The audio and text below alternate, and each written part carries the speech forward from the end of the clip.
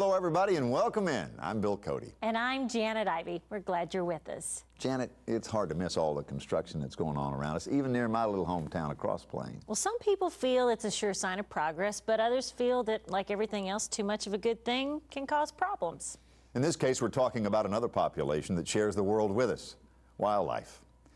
Traveling across our state, it's not unusual to see construction in the middle of old family farms, even along some of our most scenic highways, right in the middle of what was once home to many wild animals. While our world is expanding, their world is being crowded out. Wildside guide Annette Noel Hall explores the effects of urban sprawl and the uneasy life we now live with nature. Bulldozers and backhoes. Big, smoky, noisy machines of mass destruction. It's happening slowly, and you don't know it's got you till it's got you.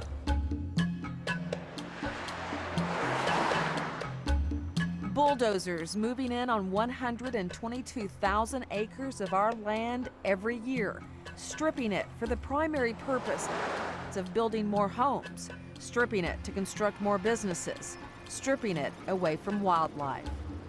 You have to think that long-term vision about what are going to be the real needs way down the road in terms of protecting not only our natural resources and what they will need, but also where are people going to enjoy wildlife, fish, things like that in the future.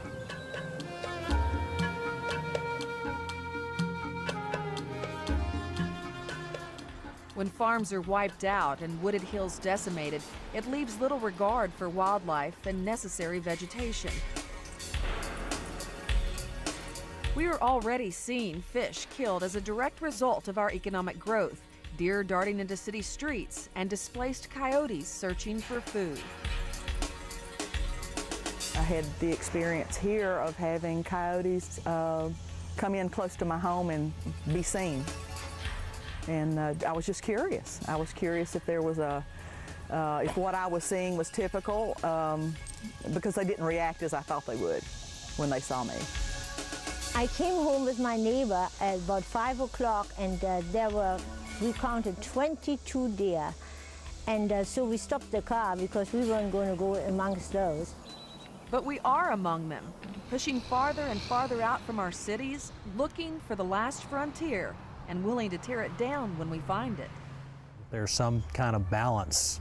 We don't know what that balance line is, where it exists there, but that balance eventually will be lost. But lost only if we stay on our current path. Over the last 5 years, a nonprofit agency called Cumberland Region Tomorrow has been working in partnership with the TWRA, business leaders, and developers to change the course we've set out on. We just think that we have some choices to make to support that growth, but also to make good informed choices on how we guide and encourage the development that's sure to come. Dr. Bridget Jones, who holds the position of Executive Director of Cumberland Region Tomorrow, spends her days in the delicate balance between encouraging growth and helping to protect our natural resources. Yes, we want to grow, but how are we going to do it? How are we going to develop? Where are we going to put it? So that we can accommodate what we all want, but still hang on to our quality of life. Dr. Jones frequently turns her attention to Rutherford County, which she says is the fastest growing county not only in the state, but in the entire nation. They are really on top of it, but they have a huge challenge every year just trying to figure out how to service what they've got, much less, to plan and allow the continued growth and development. Growth is expensive, and Dr. Jones says it's essential that we all educate ourselves on what's happening around us, as well as how our tax dollars are being spent. We want to live out, and we want to have the landscape and the rural land around us and access to woods and waters, but then you'll get enough people out there and they suddenly want a Kroger or a Target. This is one of those areas that used to be out in the country, but as the country is bulldozed away, land management planners say they hope that developers will soon discover that it's more profitable to just work with the land rather than clearing it. And then what happens is you also plan to strategically keep the land that holds that creek riparian area or the wooded area, you plan to keep that open so that everybody that lives out there gets to enjoy that. But for those of us who are just watching from the sidelines, how can we help? How can we weigh in on what is protected and what is developed? And I think the most important route for folks to be involved in and to make their voices heard and known is at the local level there. That's where it's all got to start. If we can use our voice and let them know that we're interested in these things, then they'll pay attention and they'll respond.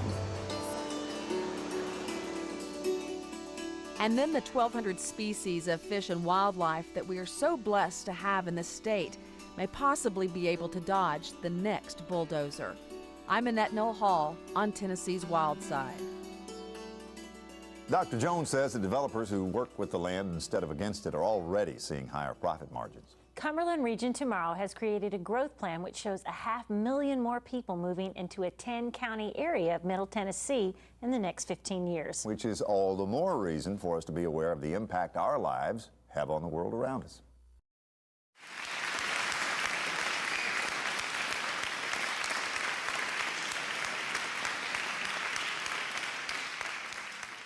The reason that stormwater runoff is a problem is because this is not a forest. Clearly it's not a forest. And because of that, it doesn't act like a forest when it rains. The water has nowhere to go. It pools up and then quickly runs off of these impervious surfaces, usually directly into a water body.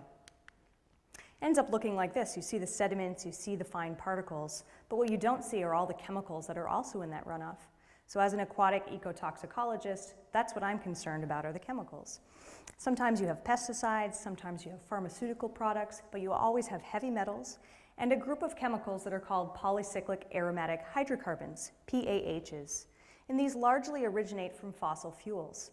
So think in an urban setting about dripping oil, think about car exhaust, think about tires. For the past 4 years, my research group has been studying the toxicity and effects of urban stormwater runoff. We wanted to know, for example, what's actually in urban runoff? What are the concentrations of those chemicals of concern? How toxic is that runoff to aquatic animals, particularly fish? And finally, could we maybe prevent the toxicity if we tried to clean up the runoff in some way? So we started collecting highway runoff to try to answer these questions. And we're collecting it from not just any urban runoff, but highway runoff in particular, because we know it's going to contain some of the worst actors that we know are present in urban runoff, particularly those metals and PAHs. There's actually a downspout from this elevated highway directly into our parking lot, so it makes collecting the runoff really easy for us. So what do we find? Well, in terms of chemistry, highway runoff has, not surprisingly, a lot of metals, particularly zinc and copper. It also has a lot of these PAHs. Now remember, it's a group of chemicals, so you can either add them all up and get total PAHs, which is at the bottom of this graph, or you can separate them out and look at them from smaller, lighter PAHs like naphthalene up to bigger, heavier PAHs like chrysene. This is the pH fingerprint. In terms of looking for toxicity, we're using zebrafish as our primary animal, our primary aquatic model. This is a small, rapidly developing fish that responds to chemicals much in the same way that humans do. We've seen that sometimes the urban runoff will kill these fish, but more often it will cause sublethal effects. And included in that are things like an inability to hatch, general developmental delays that make the fish smaller, a small eye phenotype. Their eyes are actually smaller. It's called microphthalmia. Pericardial edema. So pericardial means around the heart, and edema means fluid accumulation. So they're actually accumulating fluid around their heart, and usually this means there's a problem with the way their heart's functioning. And finally, in more extreme cases, you can actually see deformities of the jaw and of the heart itself. I want to show you what this looks like. The top videos here are fish that are 2 days old, and the bottom ones are fish that are 4 days old. They have a two-chambered heart, and you can actually see the blood pumping between these two chambers. There we go. The rest of the fish have been exposed to stormwater runoff. Their hearts are also beating, their two-chambered hearts are beating and pumping blood for the most part, but they have a variety of other problems, including that edema, the swelling around their heart, including pooling of blood, cranial hemorrhaging, which is actually blood bleeding in their head, and finally, visible deformities of the heart in some cases. And we don't know for sure what particular chemicals are causing these effects, But some of those PAHs I was telling you about, we know can be cardiotoxic. This means that they're toxic to the cardiovascular system, which includes the heart. Now, some of these same chemicals actually get into the air from car pollution in urban areas and also give humans bad hearts. We can look for cardiotoxicity in a number of ways, and some of them are more sensitive than our eyes. So for example, molecular science. How does this work? Well, when the body wants something done, it sends a molecule in to fetch a code from a specific gene. Now remember, a gene is just a section of your DNA that's all wrapped up in the chromosomes that are inside the nucleus of every cell in your body. That gene gets copied, and then that copy gets translated into a final protein product. And that protein might be an enzyme, it might be an actual structural protein like a heart muscle fiber. We have a couple tools we can use. qPCR, we can measure how much of a gene is being transcribed, how many copies are being made. The more need there is, the more copies that will be made. And with antibody staining, we can look at that final protein product, how much is being made and where is it being made in the body. One of the proteins we can look for is CYP1A. This is a protein made by a gene that gets turned on when there are PAHs in the water, and the body needs help detoxifying and eliminating them in the case of fish. So this protein, you can see in this photograph by the green staining in this image, is actually the protein itself being expressed in individual cells in the fish's skin in response to being exposed to stormwater runoff. Now if we zoom in and we can go inside the fish's body and look inside the heart, you also see this green staining. So the detox enzyme is being expressed inside the heart itself. This lets us know that this animal is not only exposed to cardiotoxic PAHs, but they're actually acting on the heart. Another thing we can look for is that gene expression, how many copies of the genes are being made. So in the case where there are more cardiac abnormalities, when fish have more cardiac abnormalities, we see more copies of the gene being made. Another gene that we look for is NPPB. This is a natriuretic peptide, and it's a gene that gets turned on when there's cardiac stress. It's turned on in the heart. So when there's more cardiac abnormalities, you see more copies of this gene being made. These two things together tell us that A, the fish exposed to runoff are exposed to cardiotoxic contaminants, and they're also have bad hearts. So remember, the third part of our research program is looking for whether we can prevent the toxicity by trying to clean up the water in some way. And the way that we're doing that is using green stormwater infrastructure. This includes things like pervious pavement, it includes green roofs, and bioretention systems like rain gardens. And bioretention is just a fancy way of saying getting the water to soak into the soil, get filtered through the soil. So the way that we've done this is collect a whole bunch more runoff, and we brought it down to Washington State University in Puyallup. There we have these large soil bioretention columns. And these are essentially just a core section through a rain garden. And they contain mostly sand and compost and some gravel at the bottom for drainage. We put the runoff in the top of the columns. Some of the columns had plants, some of them didn't. And then we collected the filtered runoff out of the bottom and used it for various tests. In addition to the tests with the zebrafish, we also used our our target organism, which is coho salmon. So coho salmon exposed to clean control water, 100% survival, nobody died. And this is what we expected to see. In the runoff that had not been filtered by the soil, all of the fish died.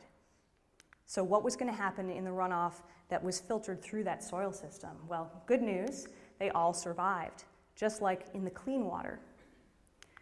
With the zebrafish, we looked for those sublethal effects. And what we looked for were whether the air bladder was inflated, how big the fish were, whether they had that swelling pericardial area. The bigger it is, the more swelling there is around the heart. And then that eye area, whether they had small eyes. So when the fish were exposed to their runoff, and we compared that to the control fish in clean water, they had no air in their swim bladders, in their air bladders. They were smaller. They had swelling around their heart, so a higher area, and their eyes were smaller. But if you treated the runoff by filtering it through the soil, whether or not there were plants involved, you saw a reversal of that. And we saw that there were now normal air bladders, normal sized fish, normal hearts, none of the swelling around the hearts, and normal eyes for the most part, normal sized eyes.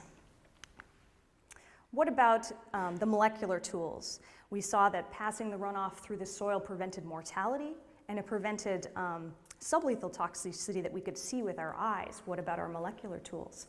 This picture shows the heart of a control fish exposed to clean water. You don't see any of that green staining for the detox gene, the detox enzyme, because it doesn't need it. This second picture you've seen before. It's a fish that was exposed to runoff. And you see that detox enzyme in the skin and also inside the heart, where it's causing the cardiac problems.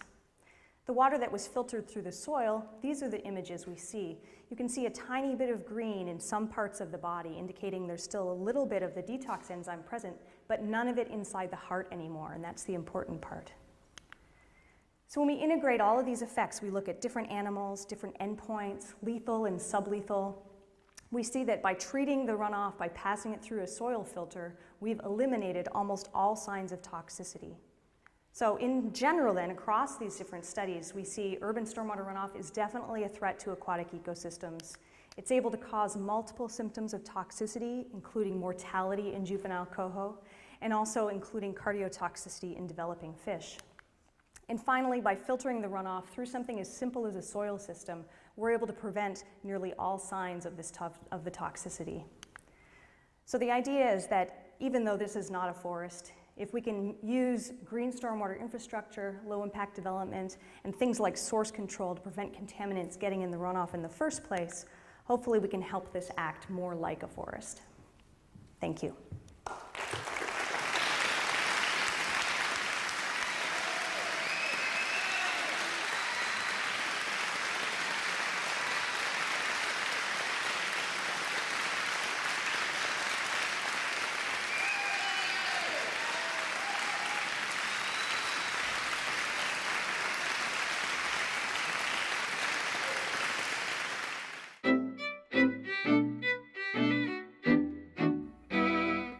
Hello, everybody. I'm Janet Ivey. And I'm Bill Cody. Welcome in. I don't know about you, Bill, but one of my favorite memories of childhood is going out and splashing around on a cool creek on a hot summer's day. Did you do that? Childhood, huh? That's why I live on the creek now. I still do that as an adult. Well, whether it's to escape the hot weather or to go exploring for exotic creatures like tadpoles and crayfish, creeks have always held a special place in the imagination of youngsters. These days, there's an even more important reason to get kids into creeks. It's about a better future for them and for nature. Wildside Guide Cassandra Finch tells us about a special program that takes kids to the creek and turns the creek into a classroom. Why are these kids splashing about in Big Swan Creek in the middle of a school day? Believe it or not, this creek is a classroom for about 15 homeschool students. These darters are just beautiful. The University of Tennessee's Lewis County Extension Office organized this field trip just for them. They can learn about fish, they can learn about river transportation, the ways the river changes over time. They can learn about the chemistry of water. They may call it creek stomp, but the kids are going in more than just foot deep. Diving in and playing with the critters and other wildlife, side by side. Hey, look what he found! Awesome! Yeah, look at that, Tori. Look at the crawdaddy. I can hold one of them. Some are barely old enough to hold these buckets. That's mine, the big one. But as for Big Swan Creek, it's been around for ages. At one time, a railroad bed that carried iron ore ran along these banks, right beside the clear, cool water that flows today. Okay, everybody. Hey, let's gather up here. Frank says the creek is in relatively good health, and he wants to show the kids how they can help keep it that way. Now, what can we do to make sure that our water sources are clear and not polluted? What about kind of what we're doing right now? We're actually learning about pollution. We're learning about the sources of litter. They may be pint-sized, but these kids are as eager to learn about the health of Big Swan Creek as any seasoned conservationist. I love the little design on it. Karen Hargrove knows just how successful this 4-H program has been in teaching children about local streams and waterways. Last year, MTSU's Center for Environmental Education presented the kids the Stream Savers Award for organizing projects that creatively demonstrate how to improve the area's water quality. You see where the kids are, they're not in a classroom. Their classroom's the outdoors today. And one of the flexibilities of home education is that you can take your children on field trips as a part of their everyday education. Put a child in a natural setting and they are just instantly curious about what's there. Something a parent needs to encourage along with this curiosity is a respect for what they find and understanding of how our lives depend on this, not just clean water, but also clean air, just a clean environment. Any garbage you got, let's put it in. Denise Dickerson brought her entire family out here. Little Samuel, Anna, and her twin Rachel. There's Jonas, and as the oldest, Abby is quick to point out what she's found. It is probably some relative of the minnow, because look at the size.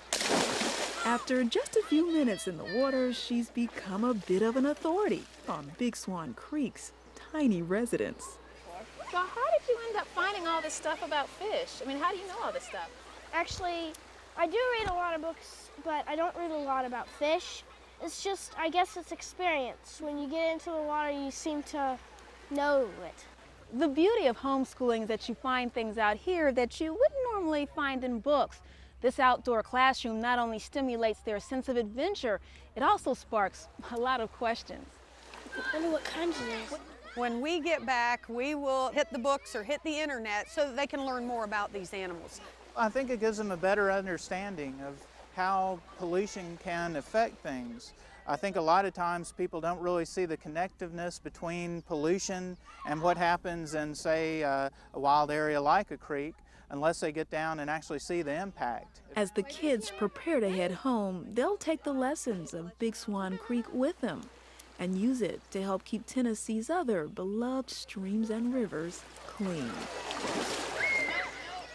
Creek Stomp organizers hope that when the kids grow up and return with their own children, they'll find the same sparkling jewel, still beautiful and pristine. For in the end, we will conserve only what we love, we will love only what we understand, and we'll understand only what we're taught. And we're all teachers, and I think we need to teach the children how wonderful this natural world is and how important it is to us. I'm Cassandra Finch on Tennessee's Wild Side. To learn how you can be a part of Stream Savers, visit our website at tnwildside.org. In only 2 years, the Stream Savers program's already recognized more than 750 kids and adult leaders for their water quality projects. In addition to traditional school classes, the program is also open to 4-H clubs, scout groups, and homeschoolers. Almost anybody who's working to keep our waters pure. You can't help but think that our world is going to be a better place because of the work that they've done.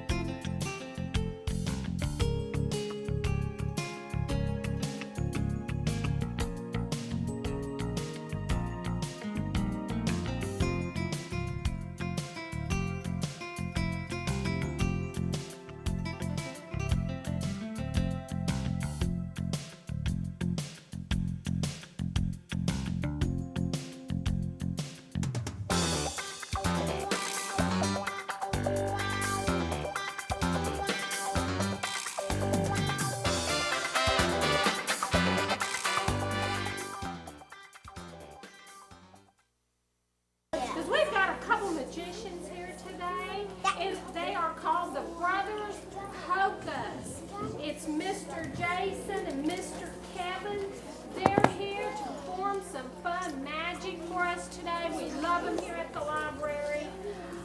I wonder if we scream our slogan like we do, our slogan, really loud, dream big, read. They'll hear us because you know what? I don't see them. I don't see them anywhere back here. I know they're not in the closet because I looked in there just a little bit ago. I don't know where they are. So will you help me on the count of 3 as loud as we can? Dream big, read, okay? We're getting good at this summer. Let's try it.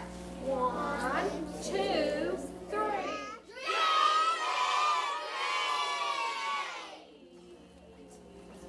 Nope.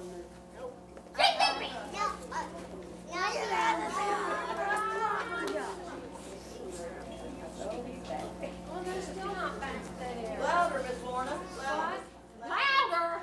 Can you all be louder? That's loud. Well, I think all together. Let's do it all together. Remember our slogan, dream big, read. One more time.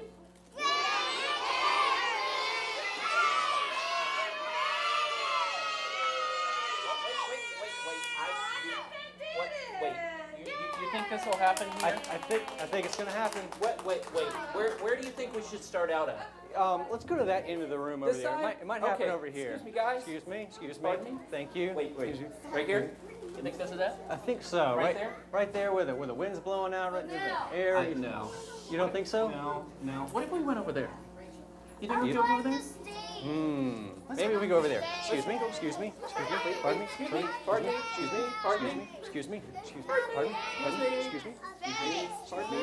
Oh, thank you. Fantastic. I'm just separating whole families here. Pardon me. Squish a kid. Oh! There we go. Here we go. Right. Yep. Right there. What do you? Right That there. look good? Yep. Right there. I don't know. Yeah. I don't know. Right. No. Right there. Wait. Maybe if we get right in front of this stage. I don't know. I have a problem. Thank you. It happened again. Oh, could you just touch his toe right there? There's kind of a button there to help her out.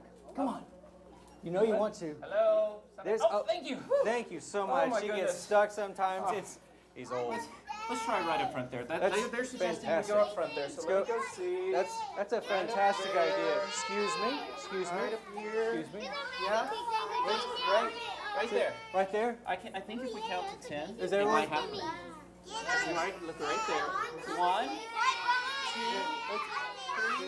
Right up there. Right there. I don't know if it's working. I don't know if it's working either. Is it up there, guys? Do you guys see it up there? You guys see it? You guys see it? You know, I think it happened. You think we got them to look at the ceiling for a good 10, 15 seconds? Yay! Why?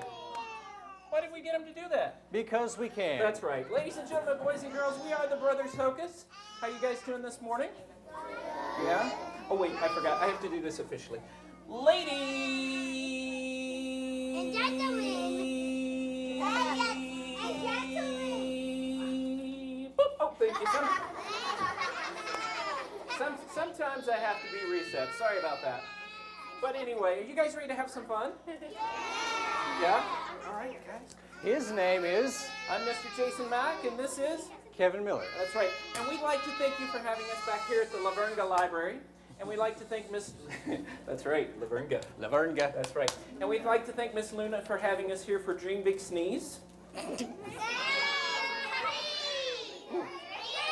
Big Sneeze. They said it's not Dream Big Sneeze. It's Dream... They said it's Dream Big... Not Dream Big Sneeze. Dream Big Read. Dream Big Read. All right, guys. So I tell you what, I've got to go back here and get one little thing before we do our second trick. I'm going to let Mr. Kevin get started on our first trick. So you guys ready to have some fun? Fantastic. Look at all the smiling faces out here today. We need a chair and we need one volunteer. All right. Thinking lady in the pink. Yes, you. Fantastic.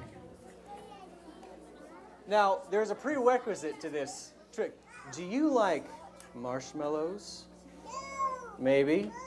Have a seat. What's your name? Kiwi? Keely. Not like the fruit. Fantastic. All right, for this special trick, I need everyone to make a magical gesture. It goes just like this. Fantastic. You guys are so good. Now, They put it up against their mouth, not their nose this time, right? yeah, don't yank it up there. Just right up in there. Fantastic. All right. So this is a special trick in which you're all going to get to see the magic happen. But that's right. But only she'll get to experience the magic. That seem like a pretty good deal? Yeah, fantastic. All right. So, let's see. Come on in, find a seat. We're just getting started. So I have here a whole bag of marshmallows. We'll see what happens later on. All right. So, here's how this is going to work. And remember, the magical gesture, just like that. Fantastic. So what I'm going to do is I'm going to count to 3. I'm going to place the marshmallow inside my hand. And if it's still in there, if we think it's in there, it's yours. All right? Now, this is just a practice one. We're just going to position you out there. By the way, smile to everybody. They love to see you up here. Fantastic. It's just a practice. 1, 2, 3. You think we got it? No? Well, then you wouldn't get to have your very own marshmallow if we didn't. That one is yours. And where I washed my hands beforehand? Or did I? That's the magic. All right, this one's for real, okay? So here's what we're going to do. Remember the magical gesture. Fantastic. All right? 1, 2, 3. Think we got it? You know, you're absolutely right. We didn't. It's because you brought that. The magical gesture is fantastic. So we're going to try this again. All right? 1, 2, 3. We did? We did. Shh. Magical gesture time. Children. I mean, you got one. So, you know what? This might be too easy for me. I think that these little marshmallows just might be a little too easy. So what we need to do, we need big old marshmallows. They're like, oh yeah, it'll be great. Charmin toilet paper roll marshmallows, what these are. That would be awesome to have, wouldn't it? Yeah? Look at him. Look at him. Just so, the magical gesture, so that the magic can happen. All right? 1, 2, 3. It's gone? But where did it go?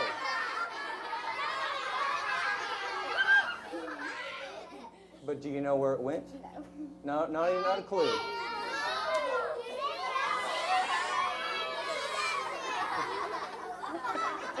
Thank you for being on volunteer. Thank you so much.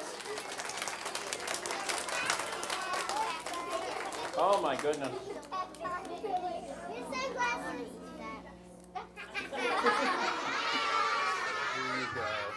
You know what that was? That was just awesome. That was silly.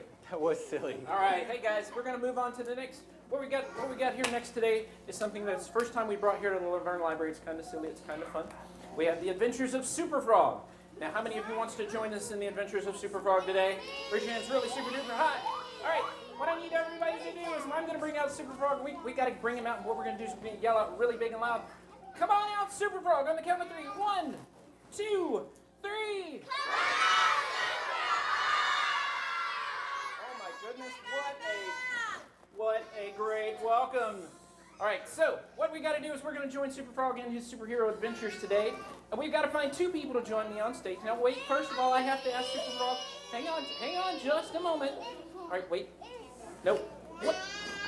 I don't, I think she could be married, Super Frog. I don't know. Let me see. Wait, what the, oh, wait. This lady, right back here.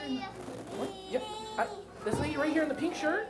Okay, all right, would you, I think he's talking about you. Would you mind joining us up on stage? All right, come on. Now, come on right over here. Hi there, what's your name? Ashley. Ashley, say hi to Super Frog, Ashley. Super Frog, why don't you say hi to Ashley? What do you mean, hello, baby? Super Frog. Take a rest. Okay. Now, first of all, you're going to be our damsel in distress today, okay? So there's a couple of things I'm going to do. We're going to make you up really pretty. We're going to add some things here from the owl. We're going to make you very pretty here. We're going to add a tiara, just like so. And I need you to hold on to these 2 pieces of candy because they will play an important part in today's story. Now, we have our superhero. We have our damsel in distress. And there's one more person we need. What is the other person that we need in a superhero? Wait. What character do we need in a superhero story? A bad guy? A villain? Is that what you said? We need a villain. We need a villain. Right? Oh. Where's the Super Frog? Is he here? Super Frog's here. Oh, alas, we meet again for the first time today. What are you doing here? I'm the villain. I was about to pick someone else to. Oh, an apprentice! Fantastic! I love. Oh, okay. I need someone evil. Someone evil. Oh, look at all the energetic evil. You know who's evil. Parents, point to the evil ones. Oh, fantastic! Very good. Let's see. Oh, you, sir, you look especially evil today. Oh my goodness. So much evil in you. Come right up, join us here on stage. Let the hate flow through you. What's your name? Timothy. Timothy. How about evil Timothy? All right, yes. Fantastic. Now, if you would just stand right here. Right up there, that's right. Fantastic. Now, there are 2 things that I think you need to give our villain to make him a villain just as good. You need an awesome disguise like mine. So if you would, just face out in the audience, and we will get that for you. Here we go. You'll need, oh, this is going to be fantastic. You need a mask, like so. Feel free to play with it any way you like. Perfect. We have nocturnal animals falling over. And we need to put on the cape, if you would. Is it the Cape of Doom? All right, here we go. All right, stand right there. Back up just a little bit there. Yes, back up. Just a little bit. All right. Fantastic. Here we go. Okay. So we have our villain in training. Villain in training. And we have our damsel in distress. Damsel in distress. And we have our superhero who is? Super Frog, that's right. Like Now, first of all, let me give you guys a little bit of the story of what's going on here in the town of LaVergne. Is that right? No. Anyway, in the town of LaVergne, our evil villain has been trying to collect all the candy in the city. I will try to collect all the candy. And trying to keep it in a safe. Oh, here we go. I have all the candy in the safe. When recently, our damsel in distress has just returned from a candy store, and our villain decides to add to his collection. Excuse me, if you just hold on to our safe. Very good. Go, Timothy. Oh, excuse me? Evil Timothy. Evil thief. And our villain comes upon the scene and takes the candy from our damsel in distress. It's part of the story. Thank you. Oh, fantastic. I appreciate this. What we will do and is returns to the evil hideout where he's going to add to his collection of candy. I shall now add to my collection of candy. Perfect. When suddenly our damsel in distress begins to cry because she has just lost her candy. She doesn't seem very worked up over it. No, she doesn't. Maybe you should have got better candy. Well, first of all, let me add this to it. Recently, our villain has been doing some updating to his hideout. He's just recently added a trapdoor. Oh yes, we need a trapdoor. It's actually a refurbished trapdoor. Why do you have a refurbished trapdoor? Well, you see, evil isn't as economically feasible as it used to be back in the day. Ever since the dissolve of Lehman Brothers and stuff like that, we just can't do that. So here's what we'll do. We'll put that right there. That's right. Now, Super Frog, what his biggest trick is he can go from one place to another without being seen. And hopefully, as long as he has his cape, he has his superpowers, and he'll be able to make that trip. Now, first of all, you know, it might be a good idea to make sure that you don't have any frogs on your side of the stage. I think so. Would you look in there and see any frogs? No frogs. Any frogs? Any frogs? You know? No good? Fantastic. Now what we'll do is we'll put that right there and you just hold it like so. There you go, hold it just like that. Now, just as soon as our damsel in distress began to cry, Super Frog showed up on the scene. Oh, on the scene. Oh. That's right, thank you, ma'am. Now, if you would be kind enough to move around in the audience, it would sound like a whole lot more people were laughing. I see what you did there. I'll do that. Now, Super Frog is going to go in from here on the scene, and I'm going. Now, let me ask you something. If I promise to let you hold on to Super Frog, will you promise me one thing? One thing. You will not kiss him or attempt to kiss him.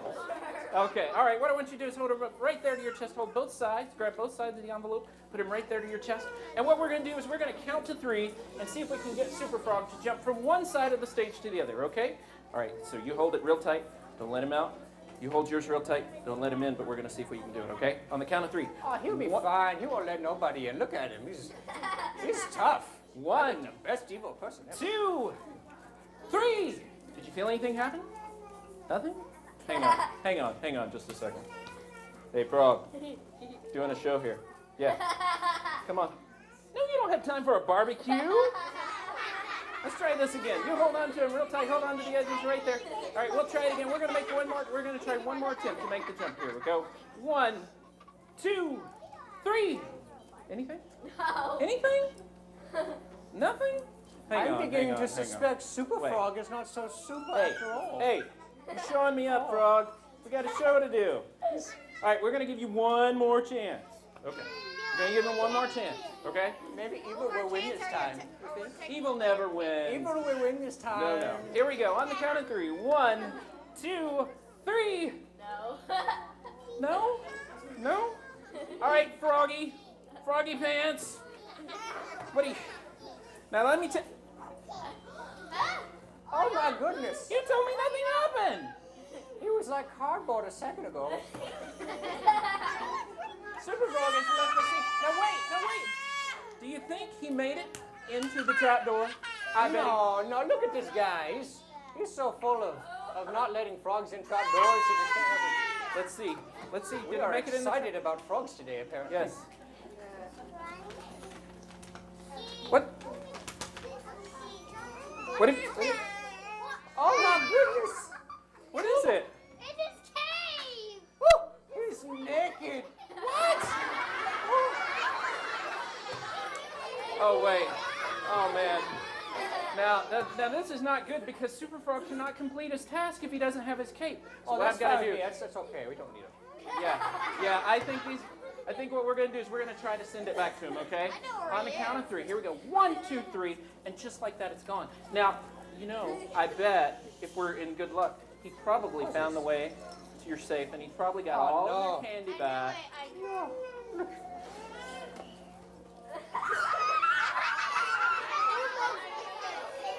What were you doing?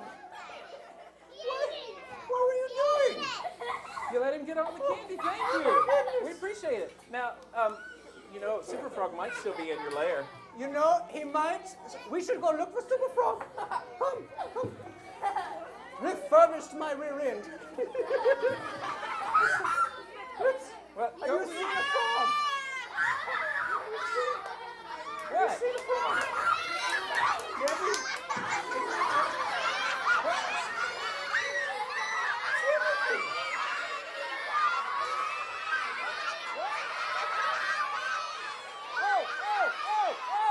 Whoa! He did it! Guys! Super Frog made it! Buddy! He got the candy back! Okay. Prepare to take the blame in 3, 2, now. Wow! That was kind of crazy. You know what? Super Frog, being the superhero that he is, says that if you will join the good side, he bets that she will share one of these pieces of candy with you. Are you willing to go back to the good side? Are you willing to let him have a piece of candy if he goes to the good side? Ladies and gentlemen, give it up to our volunteers who joined us today. And thanks, Super Frog. Thank you. Let me stand your stuff there for me. Thank you, guys. Woo! Sorry, babe. Yep, there we go. Thank you very much. You guys having fun? Yeah? Okay. So now what we're going to do is we're going to move on to something.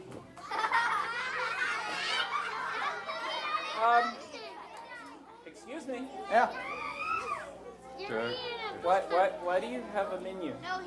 Well, it's break. It's break. It's break. The librarian wanted us to do magic and said we could have one break. No. We don't have time. We've only done 2 things. Yeah, and now it's break time. You don't have time to leave and go out and get any food. It's time to. We got to go on with the show. But you see, I really want this. I don't know. What do you think would be best? What do you like?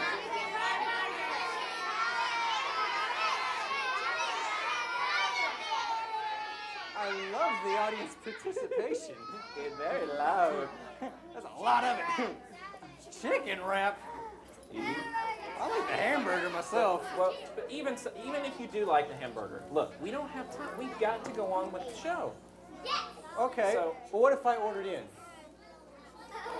No, we gotta go on. So we don't have time to eat. You don't have time to go anywhere. What?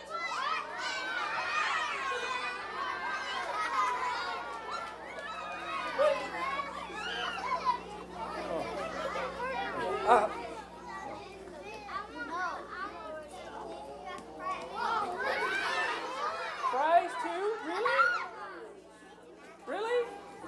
Really? Okay. Well, if you made this, then surely you can make another. You can get me some, right? I don't know. You said it was you had time for break time. Because there's a lot. What? You get the last. Well, I'm not gonna eat these. You are eating these. Let's move on. We got other stuff to do. You can finish these after the show. All right. Give me these. Give me these. Give me these. Give me these. All right. You know what we need? A glass of water? Probably so.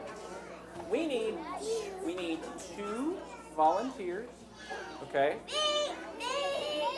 Right? Okay. And I'm gonna go with I'm gonna try to choose a boy and a girl, try to be fair this time. I'm gonna use this young man right here in the blue.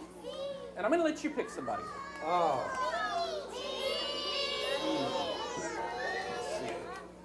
Is that too good? Gotta pick about the same height somewhere around there? Yep. All right. Someone from the back. You. Yes. Pigtails. Yeah. Who? No. You. Yeah, number 14. Come on up. Woo! Or no. Or you, 04. 04. That's right. 04. What a great year. Okay. All right. Are you guys glad you volunteered? Maybe not in a minute. We'll see. All right. So what we're going to do is we're going to do a little something here today. We're going to do something called the Houdini chain escape. But we need you guys to help us out a little bit. You know okay? what else I think we need? What? We need everyone to dial it down just a bit. Bring it down. We want to make sure everybody else can hear what's going on. Okay? All right. It's very hard. I know some. Okay. So what we're going to do is we're going to do Houdini's famous chain escape, but we're going to do it a little bit differently than we've done in the past here today, and that's why we have you guys up here, okay? All right, so what we're going to do is we're going to stretch this out right in front of us. I'm going to give you that in, sir. I'm going to give you this in. And this is, parents, this is a great photo opportunity. It will get better. Put your head right through there. Put your head, just your head. Your head. Yeah, there you go. That would be your head. There you go. Perfect. There you go, right through there. Oh, wow. Up. The cranial capacity of this one is tremendous. That means she's smart. Stand by for magic. Oh, just wait. The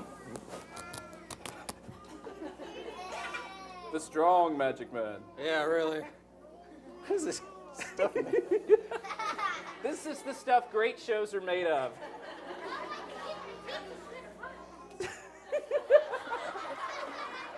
Hold still. That's There we great. go. Woo, perfect. Okay. All right. Perfect. All right, I want you to step over this way a little bit. You step over that way a little. You step that way just a little bit. Perfect. Right. Now, there's only one more thing we need. We need to make this a little bit more perfect. You know what would make this even better? We haven't used an animal in the show. We need to make some bunny rabbits. Perfect. What do you think? You know what, Kevin? I'll give you the one with the sparkles. That's right. No. What? Not for you. That's right. For these guys right here. Perfect. Aren't you so glad you volunteered? Now you got to wiggle your nose like a bunny. Oh, no. All right. So here's what we're going to do. All right? These guys are perfect. All right, so I need somebody to bring me up. I need to bring somebody up here to lock me up, and I'm going to actually ask for an adult. Wait. I'm actually going to ask for adult for this one, okay? Just for, oh, I know. Okay, so do I have an adult who wants to volunteer, or do I get to come pick you? We'll let your kids decide. Oh, yeah. Who we got? Come on. Oh. Will you come up here and help us out? Awesome. Everybody give her a round of applause. Yay! Check it out. Hi there. Thank you for volunteering to be a victim. No, I'm just All right, so what we're going to do is I'm going to have you lock me up in chains, okay? I'm going to put these behind my back. First of all, I want you to check out the locks. Make sure there's no funny business about the locks. They seem pretty normal. Well, we all seem pretty normal. All right, so what I'm going to do is I'm going to put these on. I want you to lock these. Hang on just a second, bud. Can you bring this up right here? Wrong one. Oops, wrong one. Sorry. There we go. And we're going to make this as tight as we possibly can. Whoop, that's okay. Just bring the one on the end up. Might have to, how about this one right here? There we go. There we go, perfect. Awesome. There you go. That's what counts. Push it on in, it won't hurt. Yep. There we go, perfect. Now we're going to do the same thing with the other two on this side right here. Check it out, make sure it's good and locked up. I'm going to walk out here and let you guys check it out a little bit. Okay. Tell me when we're locked on that side. Good and locked? Almost. Almost. She's almost there. There, I heard it snap. Right, cool. All right, thank you very much. I appreciate it. Thank you very much. I'm going to walk over here, you guys. I want you guys to pull on that. Make sure it's good and locked right there. Pull on it good and tight. Thank you. I'm going to come right over here. I'm going to have you guys pull on that. Check it out. Make sure it's good and tight. Good and tight? All right. Gesundheit. Yeah. All right, so what I'm going to do is I'm going to come over here and we're going to try to do a quick little escape right here. All right? So what I want you to do is I want you both to look out there and smile really, really, really, really big. Now, if you could move down just a little bit, just bend down just a little bit lower. That's right. We're still locked up here. Okay, good. It's good. All right. Now, what I think they need to separate a little bit. Go. Come down just a little bit right there. That's good. Good right there. I think that's good. What if, I'll tell you what, if we scoot you forward just a little bit, that's right, and you go forward there just a little bit. I don't know what's happening here. This could be kind of strange. I tell you what, now if I go back out here like this, now wait,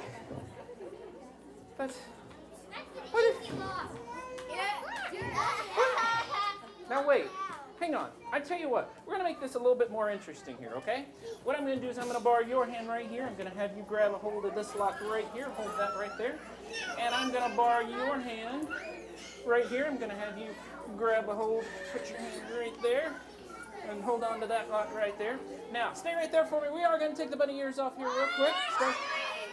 Stay right there. Stay right there. Oh! Hang on. Now wait. Uh-oh. We're stuck again. Whoop. Up. Just yank it off. It'll be fine. Okay, cool. Now, you guys can go back to your seats. That's right. What? You mean, wait, you guys sat together, right? You guys didn't sit together? Well, I guess you're going home today together. Hang on just a second. We'll get them unlocked. Hang on. Ladies and gentlemen, give our friends a nice round of applause. I hope these are the right keys. No? All right, thank you very much, sir. Why don't you top that, Mr. Kevin? You know what? That's going to be tough to top. Thank you guys so much.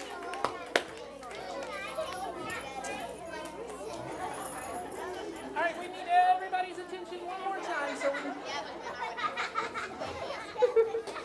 Okay, top it. All right. That was pretty good. But I think it's time for me to wander out into the audience and juggle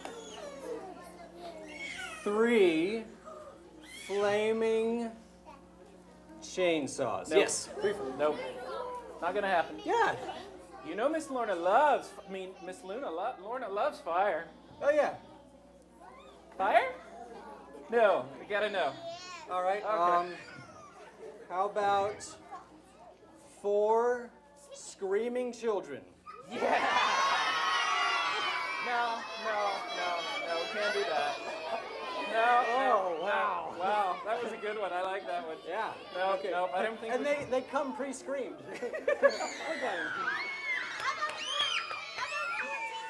Okay.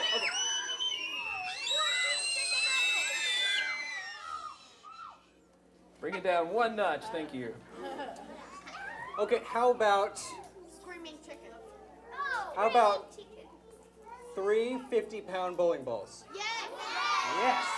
I love the bowling ball idea. No. The bowling. Oh. Okay, how about this? Okay, because I love the bowling ball idea. How about we make a bowling ball up here from a magical, mysterious place?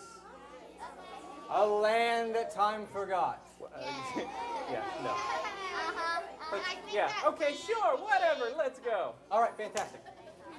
So wait a second. Let's make this a little bit harder on him, okay? Should we make this a little harder on him? I heard 1 no. I heard One 1 no. no. She's cheering you on. Thank Okay. you so much. So what we're gonna do, I think maybe we should make him pick out a color. That way he won't know. We should pick a color. That way he won't know what color bowling I ball. want a little one. I don't want to make this too hard. I wonder if this little girl right here who's making her way to the stage right now, you want to help us out in a trick? Come on You want down. to help us? What's your name? That's right. Help us out? Maybe? Should we help us out? We're going to pick Okay. a... Fantastic. Yeah, high five. Okay. Woohoo! No 5, but that'll work. That's all right. We got all these balloons over here. Okay? All these balloons. And we got pink balloons and red balloons and orange balloons and green balloons and blue balloons. Now what you do is I want you to take a handful of these balloons, just grab a handful. I want you to stick them in the bag for me, okay? Okay. Can you do that? All right. There's 1.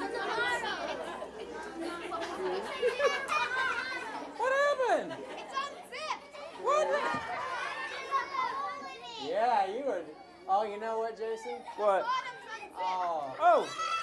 Oh, excuse me. You might want to zip your zipper. Oh, yep. Oh. Excuse me. Okay. All right. Put them all right in there. Put them all in there. Get as many as you want. You want a few more in there? All right. Fantastic. I think You that's are a good. pro at this. I think that's good. Now what Mr. Jason's going to do is he's going to shake them up. Shake the balloons, not your body. Does that finger taste pretty good? Shake the balloons, not your head. All right. Now, what I want you to do is I want you to close your eyes and reach in and pick 1 balloon out. Can you reach in there and pull out 1 balloon? Reach in here, babe. No. Right here. Look, right here. Reach inside. Reach inside. Pull out 1. Pull out 1. Pull out 1. Got it? Oh, there it is. Perfect. Fantastic. I'm going to take that. Thank you so much. Now. So, we have our 1 red balloon. So we know we want the bowling ball to be red, okay? Of all these colors. You pick the red one. Cool? You like that? You want a balloon to take home? You can have that one. Awesome. Okay, so what we need now is a special magic cloth. Okay? Special. What we need is a special magic clock.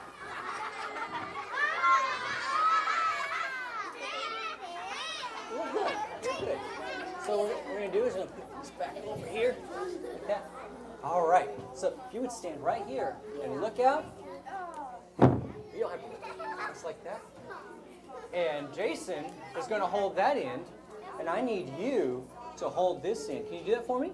Can you hold this side? Grab a hold. There you go. Perfect. Fantastic. Okay. What are you doing anyway? Oh, well, I'm going to make a bowling ball appear. From behind the curtain.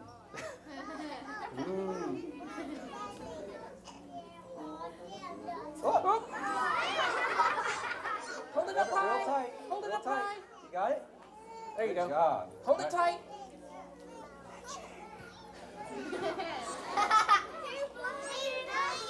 Wait a second. What are you doing? Magic sounds like a balloon sometimes.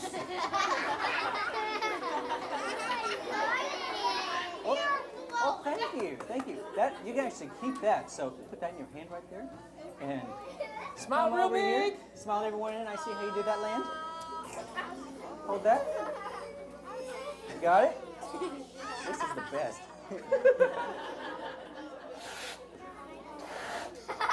Bowling ball. Think round thoughts. Think square thoughts. Go. What are you doing? Wait. What are you doing? I'm making a bowling ball appear. Right. Hang on. Hang on.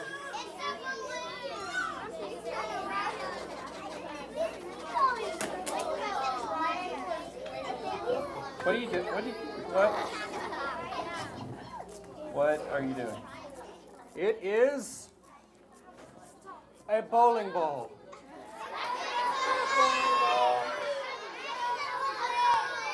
His name is Bali. Is that a bowling ball? You like it? Wait, I have something for you. You know what? I'm gonna go get him a special reward for his bowling ball. Just wait. It'll be good. See, Bali has a whole backstory. It's fun. See, he was the only bowling ball that could actually jump over the pins because he doesn't like confrontation. And right over here. And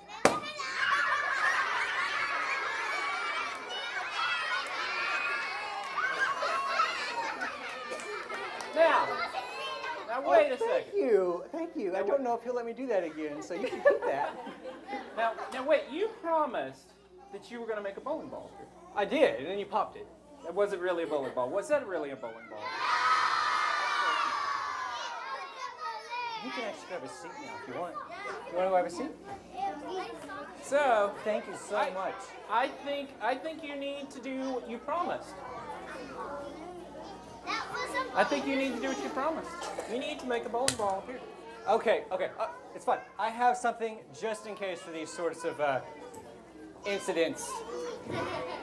All right. It's kind of like a magician's insurance. Okay. Yes, like a first aid kit. And here is the kit. It's our just in case case. Really? Just in case. So, remember that we wanted a bowling ball, and we wanted it red, and we wanted it from 0 to 50 pounds. You didn't like stop doing that. So, ta-da!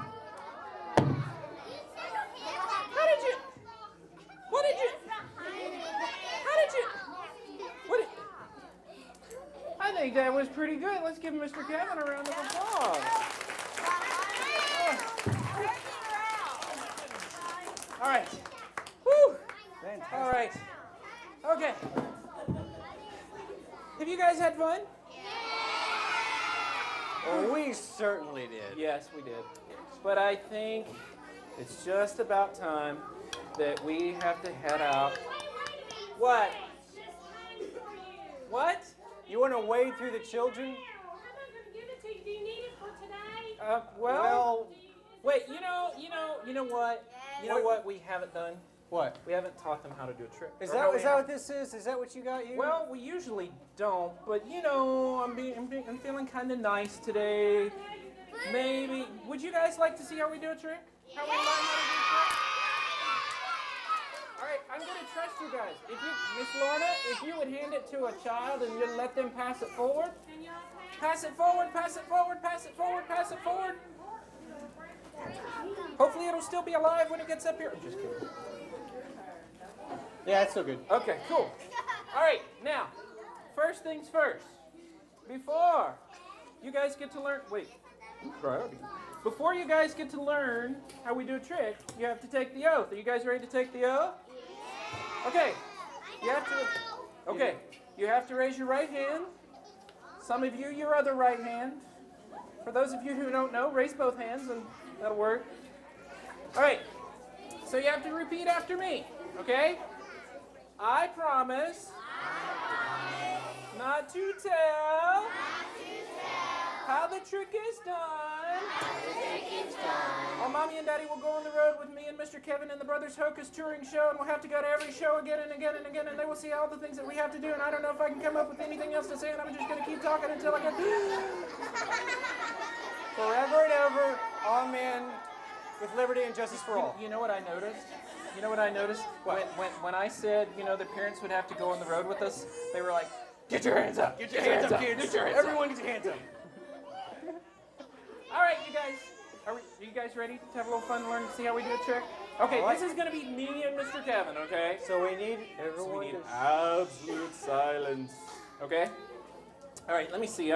You know, we get these things. Sometimes they're kind of mixed up and bagged up the weird ways that they are. Oh, hey, they put the instructions on top this time. Oh, that's a good idea. Yeah. Okay. So I'll give you some instructions. All right. Okay? And I've got a good box over here. All right. This will be good. Let's see here. Yep.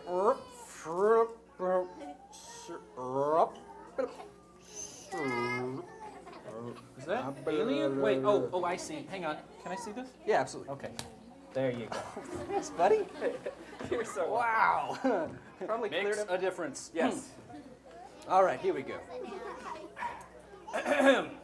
Dear sir or madam. I'm a sir. Do you have a problem being cool? No. All right. I am cool.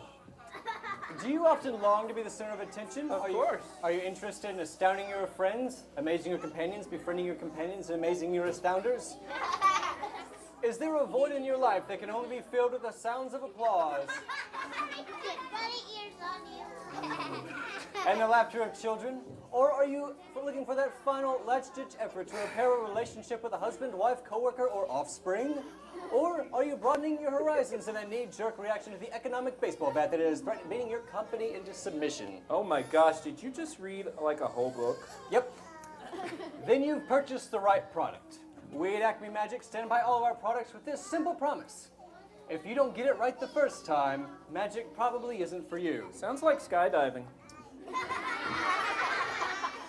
Your purchase of the Vanishing Bandana comes complete with 2 props. Okay.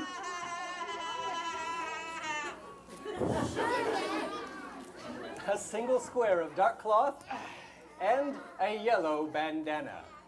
Uh-oh. It's a yellow banana. It's a yellow banana.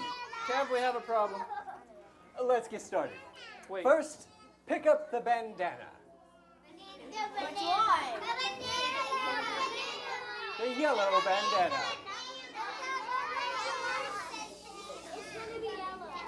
Fold the bandana in half. That's right, fold the bandana in half. Now, fold it one more time.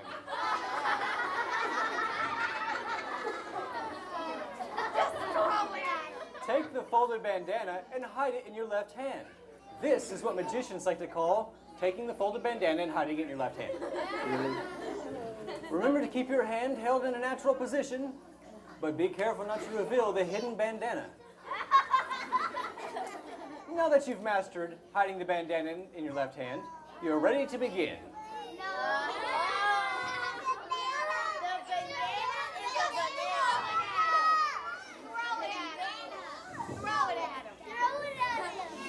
Are you having fun yet?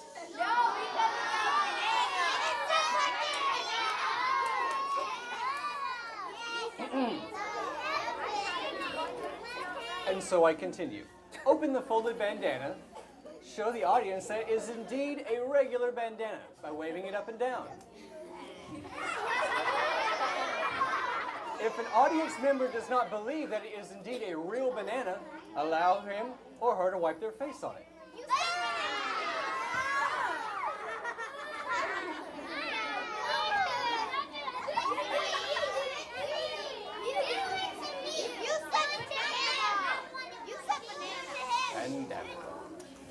Now, pick up the dark square of fabric and gather the four corners together. Okay. This will create a small bag. Sure. Have you done that? Yeah. It's great, I promise. All right. Using your free hand, fold the bandana along the creases you made earlier and drop it inside the makeshift bag.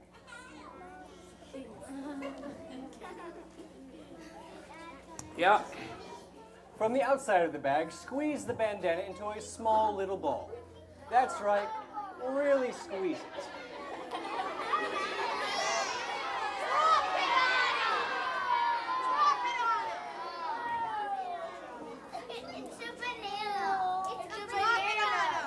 Yeah. It's too late to turn back now. What the audience didn't see is that you never actually put the bandana in the makeshift bag at all. You really kept it hidden in your left hand the entire time. Remember what we learned? Taking the bandana, hiding it in your left hand? Yes, I'm sure you do. Now, don't forget to keep your left hand held naturally. Oh, gosh. Now yeah. make a magical gesture. Yep. And fling the bag open and receive your well-deserved applause.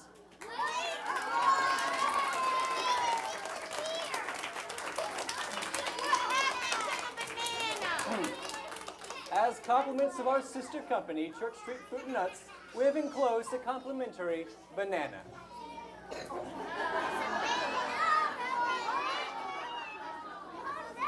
Ladies and gentlemen, we are the Brothers Hocus, and we hope you enjoyed having us today.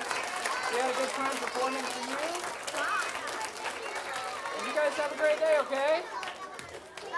The whole time the bandana was a banana.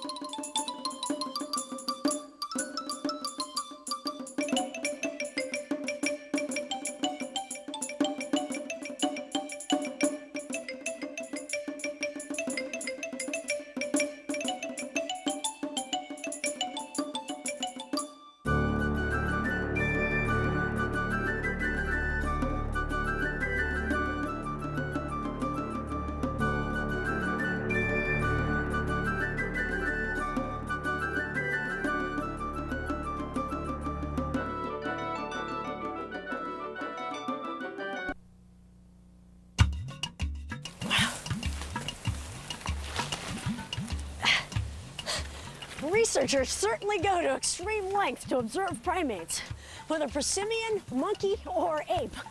But when it comes down to the survival of a species, it's certainly worth it. Ow. I think. Ever wonder what the difference is between an ape and a monkey? Or what makes an ape great? Ever dream of making a lifetime career in the jungles of Africa? Or wonder what you can do to help save an endangered species right from your own home? It's all ahead on The Great Ape Story.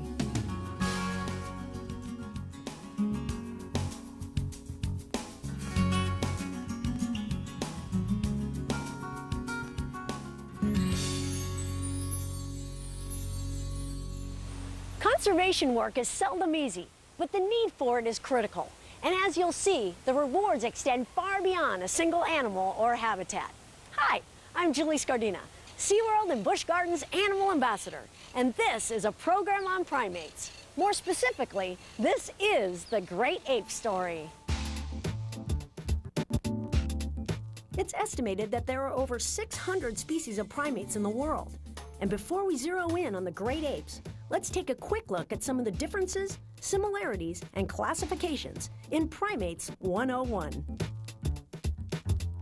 The order Primates consists of two major suborders: prosimians, such as lemurs and lorises, and anthropoids, which include monkeys, apes, and even humans. Let's start with the monkeys. You've got your Old World monkeys, coming from Europe, Asia, and Africa, and your New World monkeys, coming from the Americas. The obvious differences between Old and New World monkeys have to do with the shape of their noses, the number of teeth, the range of their territory, and tail usage. Most New World monkeys can use their tails for grasping at branches. They have prehensile tails. On the other hand, Old World monkeys with tails can use them for balance when jumping, but they can't wrap them around branches to help them hang on. There's also a difference between monkeys and apes. The easiest way to figure out monkey or ape is to look for a tail. Most monkeys have tails, but no apes have tails. Overall, monkeys are more like other mammals than apes and humans are. For example, because of their skeletal structure, monkeys move more like a cat or a dog than apes and humans. And on the evolutionary line leading to humans, most scientists believe that monkeys split off long before apes did. Are you ready to graduate to Primates 102? Moving on to the two categories of apes. There are the lesser apes found in Southeast Asia with features that make them distinctly different than our featured creatures, the great apes. Of all terrestrial mammals, apes seem to most resemble humans.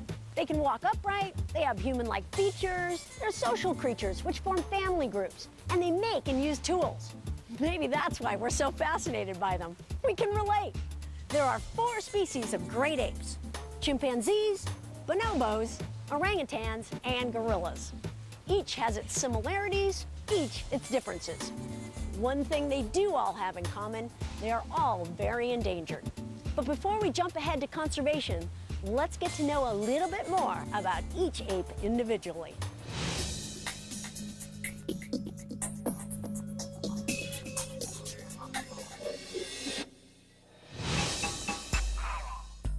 Chimpanzees are found in Central and West Africa, where the region consists of humid forest, deciduous woodland, or mixed savanna. They eat fruits, seeds, stems, bark, insects, and meat, with 90% of their diet coming from fruits and vegetation. Chimps live an average of 30 to 40 years in the wild, but can reach up to 55 years of age in managed situations like zoological parks. Chimpanzees' arms are very long, which make them good climbers and allow them to move quickly through trees and branches. And they have opposable thumbs, which they use for many things, including creating and using tools. They've been known to use sticks to fish out termites to eat and crumpled leaves to soak up water to drink. Genetically, it's believed chimps are more like humans than any other mammal. And like us, they're very social animals, using facial expressions, vocalizations, and even kisses to communicate with members of their group. As they age, their fur turns gray, and they even go bald.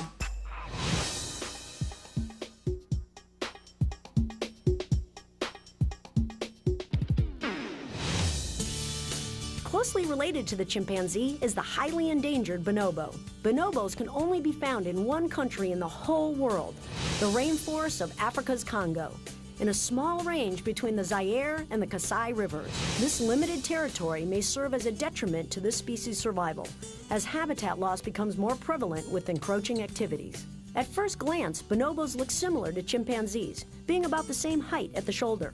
But the bonobo's overall build is more slender, and they can weigh 20% less than chimps.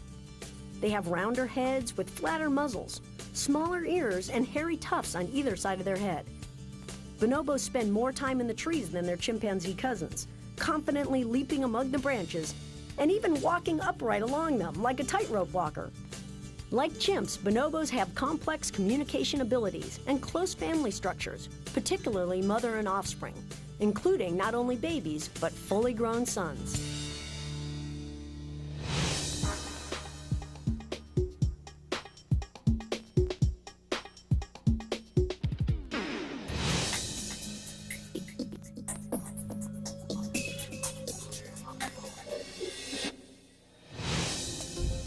Another member of the great ape family is the orangutan, which literally means person of the forest. Orangutans are the only great ape from Asia, specifically Sumatra and Borneo.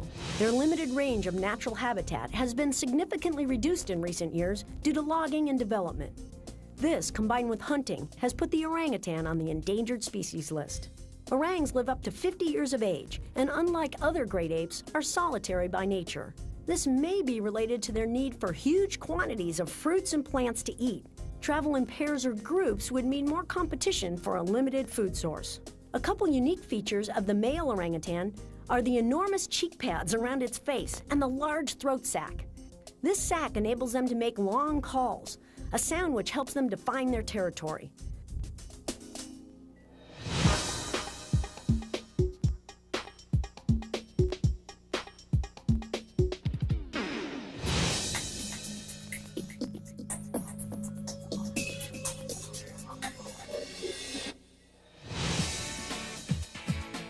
Rounding out the great apes is the gorilla, which is found in Central Africa. The western lowland gorillas range includes the People's Republic of Congo, Gabon, Central African Republic, and Equatorial Guinea.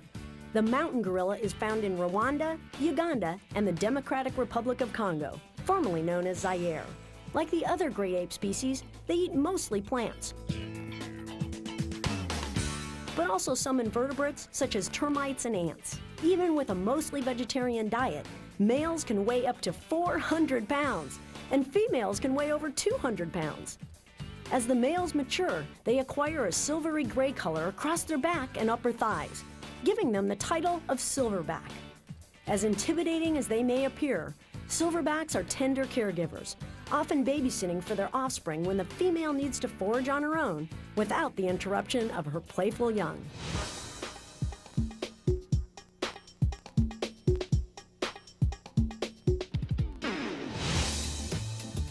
Like the other great apes, gorillas are endangered, primarily as a result of habitat loss and logging, war in the region, and poaching or illegal hunting.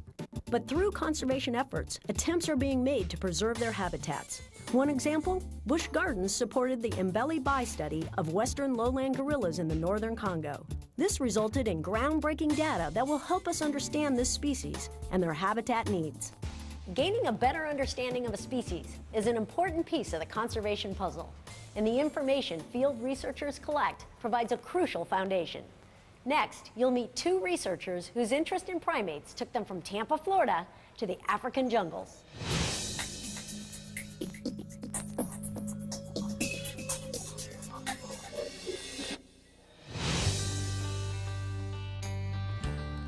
While I was working at Busch Gardens with the chimps and gorillas, I wrote a lot of the projects that were out in the field. In 1995, Busch Gardens started funding a western lowland gorilla study in northern Congo.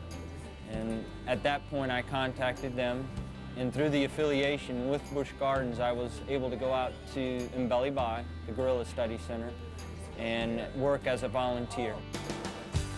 Dave got his start as an inquisitive zoo camper at Busch Gardens, Tampa, when he was only 6 years old. During zoo camp, they would take us out on the feed truck once in a while, and I always looked forward to that because it was we got to see behind the scenes and get up close to the animals and feed them. These up-close experiences left a lasting impression on Dave.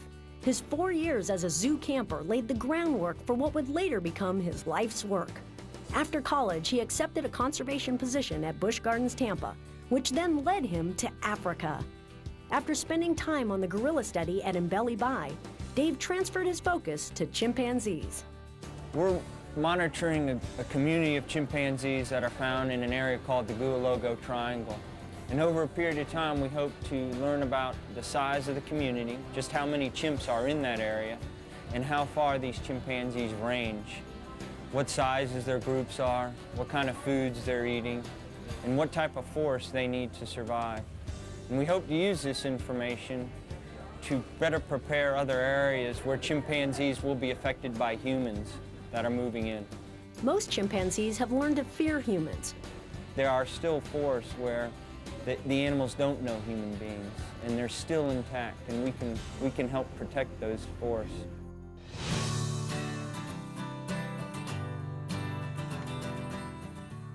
Deep down, I always knew that I wanted to go to Africa, and in my heart, I knew I'd get there somehow, but the Mbeli Bai study allowed me to get into the field and follow my dream.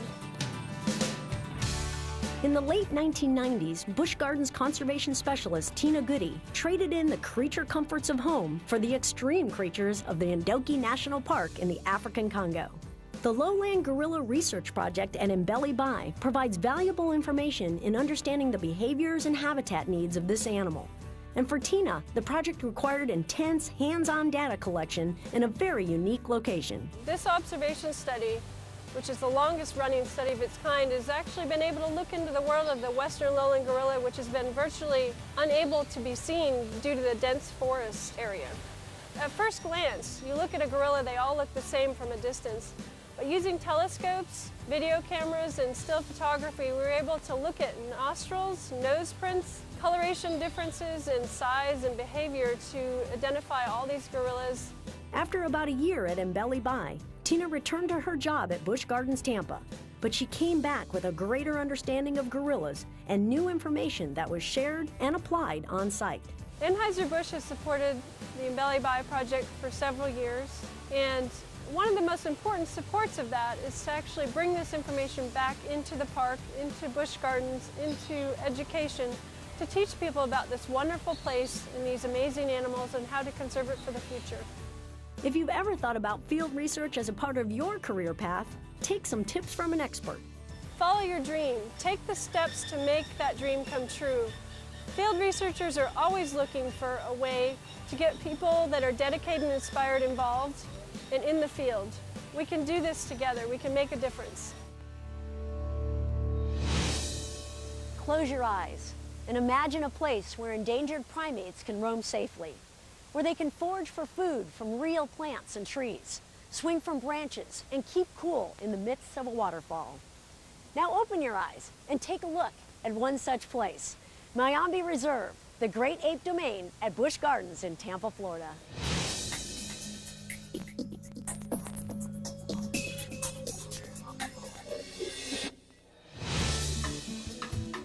The goal of any zoological park is to offer an entertaining and educational experience for guests, while providing a nurturing, comfortable home for the animal. But beyond this accomplishment lies an even greater opportunity: to study the animal and its environment and to impact its survival. Zoological parks strive for naturalistic habitats which allow for and encourage behaviors primates exhibit in the wild. Busch Gardens Tampa identified the need for a state-of-the-art primate environment and spent 6 years planning their great ape habitat. Mayombe would contain almost 3 acres of terrain, with the chimps and gorillas each having 12,000 square feet of their own yard space. You guys have space, you give them enrichment, it takes a lot of work, but what behaviors then are you gratified to see that, they would be the same types of behaviors that you might see out in the wild or something like that? They have a lot of social behaviors here that you would see in the wild. The main one is grooming. They do a lot of grooming to help appease some of their social conflicts. Also tool use. They use tools in the wild to get termites out of mounds. We actually have an artificial termite mound here, and they use it exactly like they would in the wild by using sticks from their habitat to find the proper ones to fit to get out their goods. Really? So they go and they find just the right stick, or do they actually modify it as well? Usually they just go out and find the proper sticks, and they will break it down if it's too long. I've seen the adults use the tools to get inside the termite mound. Have you actually seen the baby use them yet? Yes, he started, of course, just watching as a youngster with his mom, and now he's progressed so much that he actually will gather his own tools and use them in the termite mound. Oh, that is so cool. Busch Gardens spent over 9 months constructing this habitat, and great effort went into recreating the varied terrain of West Central Africa, including the creation of rolling hills, rock outcroppings, caves, and waterfalls. The attempt to make this habitat similar to the ape's natural environment is one aspect important to their overall well-being. There's different deadfalls throughout the yard and also different levels, and the different levels is to encourage them to climb, and of course the deadfalls, there's some that are laying on their side to encourage balancing, walking over different objects, and climbing as well. And the waterfalls, yes, they will go down occasionally and just to look at the water and the fish and the turtles that are in the water as well. What are some of the things that you've seen them do out here, some of the activities and behaviors? We try to do something different for them each and every day, so they'll have a different activity. As I said, we do have the termite mound. We do have actually holes drilled in some of their deadfalls, so we can put peanut butter and things like that in for them to manipulate and get out. This attention to detail gives the animal a natural sense of home, but it also serves another purpose.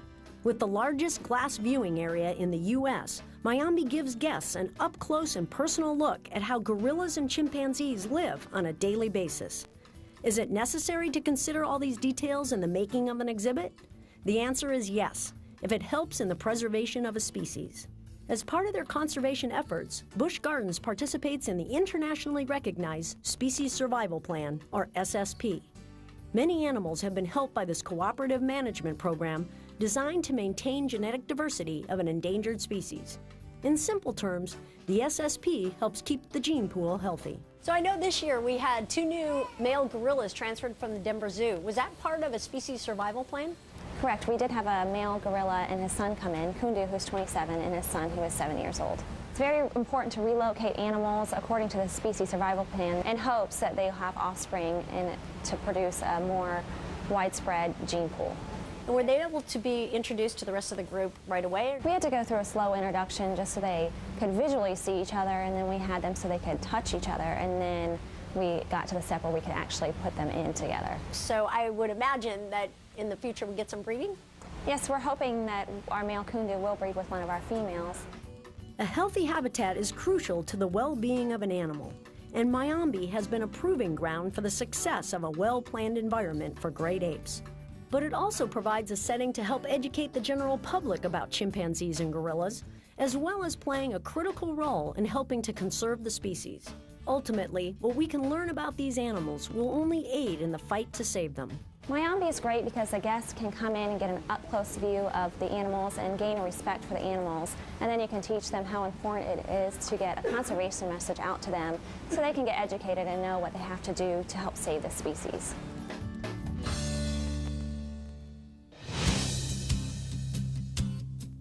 A little farther from home, in Kenya to be exact, there's a safe place for chimps who have not had the best of care. Connected to the Jane Goodall Institute, Sweetwater's Chimpanzee Sanctuary is the only one of its kind in Kenya and is home to 26 orphaned and rescued chimps who have found a wonderful place to expend their energy. What's so special about chimps? Well, any which way you look at it, they are our closest relatives. They are active compared to the orangutans and the gorillas, as you see. They hardly sit still for 2 seconds. They got a great sense of humor.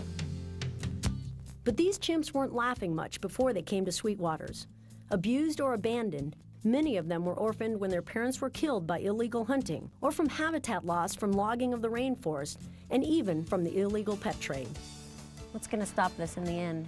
We have to stop to buy any tropical timber. We have to stop the complete ruin and cutting down of their habitat, which is also the habitat of a lot of other animals that needs protection. Because if we get rid of the rainforest, there's a lot of other issues involved. Apart from all the animals, there's medical plants there, we don't even know what they are, which chimps knows certain medical plants and what they're used for that we haven't even found yet. And to destroy all this without having sought the knowledge is sacrilege to me. In the meantime, the chimps are safe at Sweetwater's, with plenty of space to roam and lots of food to eat. And like the chimps at Mayambe, the Sweetwater chimps play an important role in educating the public. What are some of the things that you think of from a zookeeper standpoint that they can do, from a zoo standpoint that they can do to help the situation? Well, first of all, information to the public, of course. Information education to the public that visits the zoos of what the status is like in the wild, and also what the problems are. The problems of the bushmeat, the problems of the logging, the byproduct of it, which we get, and the problem we have on looking after them simply because nothing's free in this world. And as we know, chimps live for 50 years or more. Well, you guys are doing a wonderful job here at Sweetwater Sanctuary, and Jane Goodall Institute has done a wonderful job of setting it up and making sure we do have a place to care for these orphans. Thank you very much. Thank you. Thank you.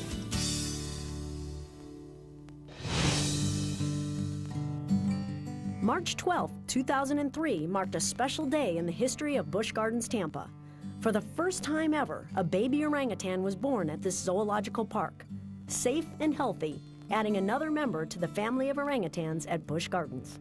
Alina, you are so cute. You just keep getting cuter. Yes, you do. She is so adorable. Yes, this is Alina. Hi. She's a 10-month-old Bornean orangutan, and she was born here at Busch Gardens. And her name, Alina, is actually Malaysian, and it means to create a friendly and sociable nature, which she does because every time somebody sees her, they smile. Absolutely. Now, when did you find out that her mom, Dayak, was pregnant? We found out, it was about a month into her pregnancy when we found out that she was expecting.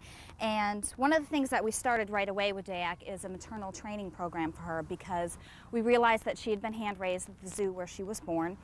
So we wanted to make sure that she had as many skills as possible to help take care of Alina when she was born. What were some of the most important behaviors that you were thinking about teaching Dayak before the actual birth? Some of the things that we did is because she was also a first-time mother, we trained her on different behaviors like bringing novel objects to the mesh and holding them at the mesh for a couple minutes. So in case she wouldn't let Alina nurse, we could actually bottle feed Alina because she would hold the baby up against the mesh.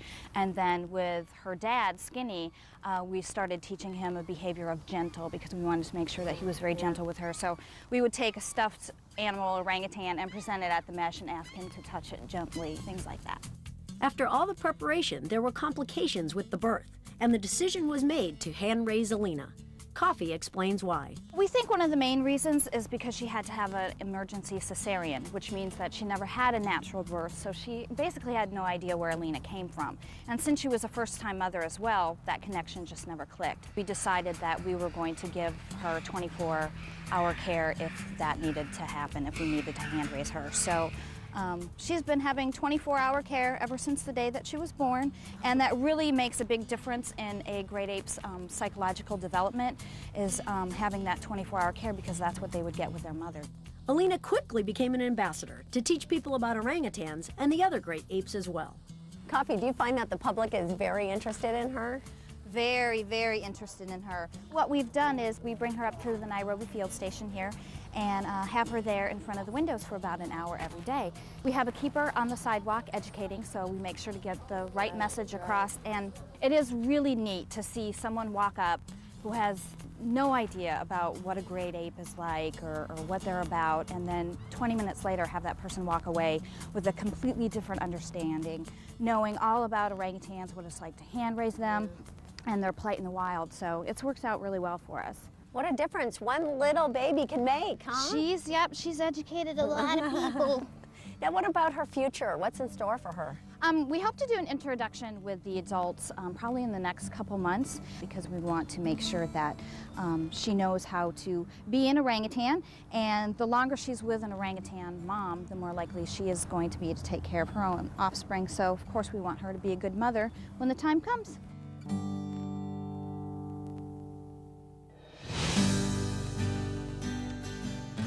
Around the world, people are pulling together to help save the great apes. Birute Galdikas, president and co-founder of the Orangutan Foundation International, has devoted her life's work to helping this endangered species. OFI is an organization that is dedicated to the preservation of orangutans and the tropical rainforest habitat in the wild. What do you look as your most satisfying change that has happened since 1971 when you first went there to right now?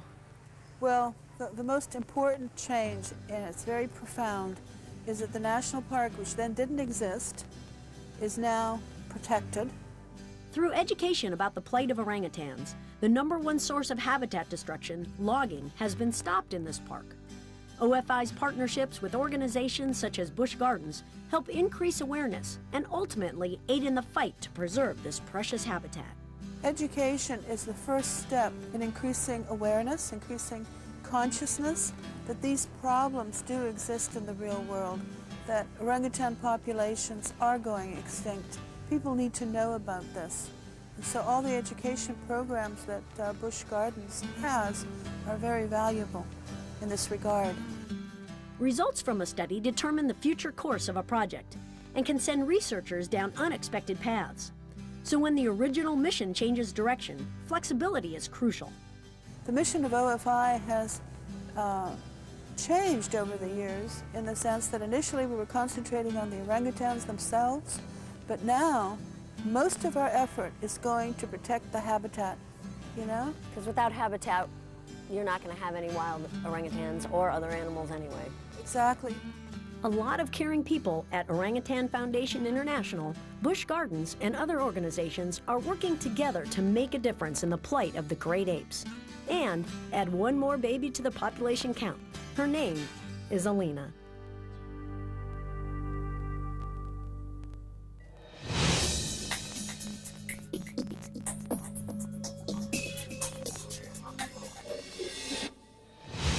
Even though you may not live in Africa or Asia, there are many things that you can do to aid in the preservation of great apes and other endangered species right from your own backyard.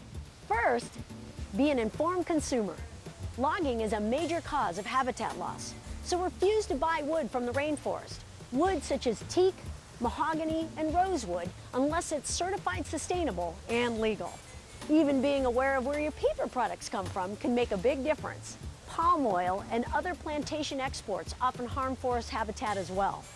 Secondly, ecotourism is growing more and more popular, and it's getting easier to visit lodges and sanctuaries where these animals actually live. This helps the economy, which motivates locals to save species and habitat. Support organizations that you know help endangered species. Send a donation to the organization of your choice. Become aware of their programs and see how you might get involved. And lastly, contact your local zoological park. Find out what they're doing to raise awareness and help conserve these species. As I said at the beginning, conservation work is seldom easy. But at Busch Gardens and SeaWorld, we don't just think it's worth the effort, we know it is. Change always starts with just one person. Will it be you? I'm Julie Scardina, saying thanks for caring about the great ape story. Hi, I'm Jenny Bush, Conservation Ambassador for the Anheuser-Busch Adventure Parks. SeaWorld, Busch Gardens, and Discovery Cove are dedicated to the conservation and preservation of wildlife. And we believe the stories like the one you just experienced need to be told. The primates featured in this program are just a few of the many species that benefit from the SeaWorld and Busch Gardens Conservation Fund, a nonprofit charitable organization dedicated to habitat protection, wildlife research, animal rescue, and conservation education. Your support to the continued viewing of programs like this is appreciated. I encourage you to learn all you can about animals and their environment. Remember, we're all interconnected. What happens to them eventually happens to us, so we need to protect them and their habitats. Together, we can make a difference.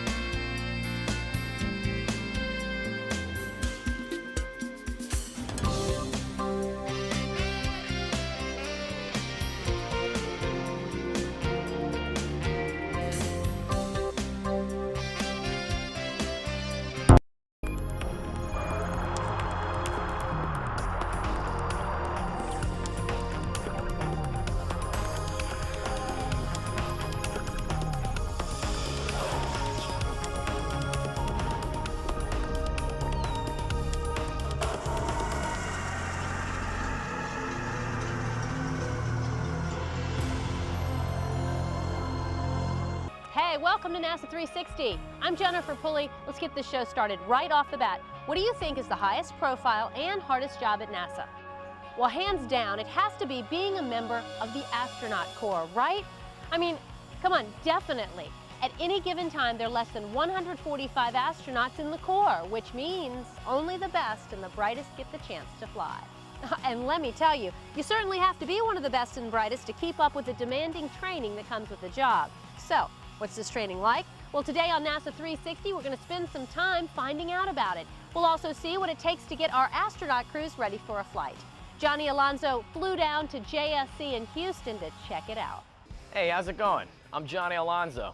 Today I'm at the NASA Johnson Space Center here in Houston, Texas. Now, if you know anything about NASA, then you pretty much know that some of the most important testing at NASA happens here. Some of the coolest training facilities in the world are located right here. So today, let's talk about some of the facilities and some of the people that train here, all right? Let's go. But first, let's think about this. Even though we all know that astronauts are some of the smartest and best trained people around, we only measure their success when they're in space and tend to overlook their training years. But let me tell you something. Astronauts train for years, way before they ever get into space. Why? Well, the answer's pretty obvious. If you add up all the costs of getting a craft into space and everything else that goes along with it, guys, that adds up to a lot of coin. And money's only a small consideration compared to NASA's #1 concern, crew safety. So yeah, we definitely want the best people in the world in charge of our spacecraft. So how do they do it? You know, train for space missions. Well, astronauts can't learn on the job, right? They gotta learn everything backwards and forwards before they get into space. So that means lots of practice and realistic mock-ups and simulators. A ton of that testing takes place right here in the Space Vehicle Mock-up Facility. But around here, most people just call it Building 9. Building 9 is where astronauts, engineers, and others learn everything they need to know to help them operate equipment during a mission. This facility houses Space Shuttle Orbiter trainers, an International Space Station trainer, a partial gravity simulator, the new Orion Crew Capsule trainer, and much more. I met up with astronaut Al Drew. Tell me more about Building 9. Okay, so this is Building 9, Johnson Space Center. Right. These are, we have 1-to-1 scale mock-ups of everything we have flying in space. Okay. It looks like an oversized, child's playpen with these things like toys strewn every which way. Right. You've got the robotics training down at this end of the building.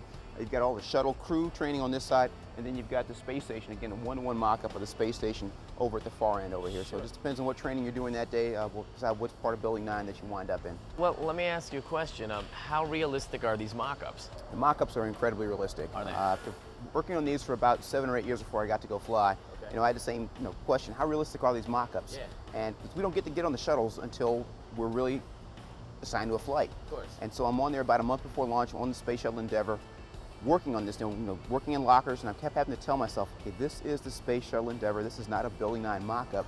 So treat it with more respect than we do the mock-ups over in Building 9. Really? Don't scratch the paint on them. So, I mean, we have all the Space Shuttle mock-ups here, right? But when the Space Shuttle ends, I mean, how will this building be used? Okay, well, obviously take out the Space Shuttle mock-ups, but this whole other third of the building over, the far third that you're looking at back there, still has a space station mock-up.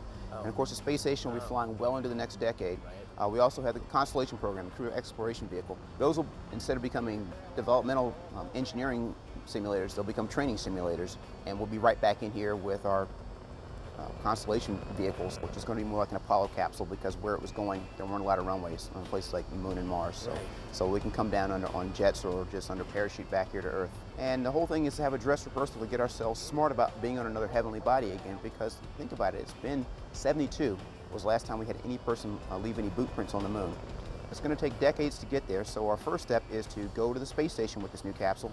Once that's done, we'll eventually push off and go to the Moon, explore the Moon, and hopefully stay there. It's like we do with the space station. We'll have continuous presence on the Moon, like we've had a continuous presence in space since 2000. Once we've gotten smart about working and living on other planets and dealing with different gravity levels and travel, eventually, who knows, 15, 20, 25 years from now, building that body of knowledge that doesn't exist right now to go push out to Mars.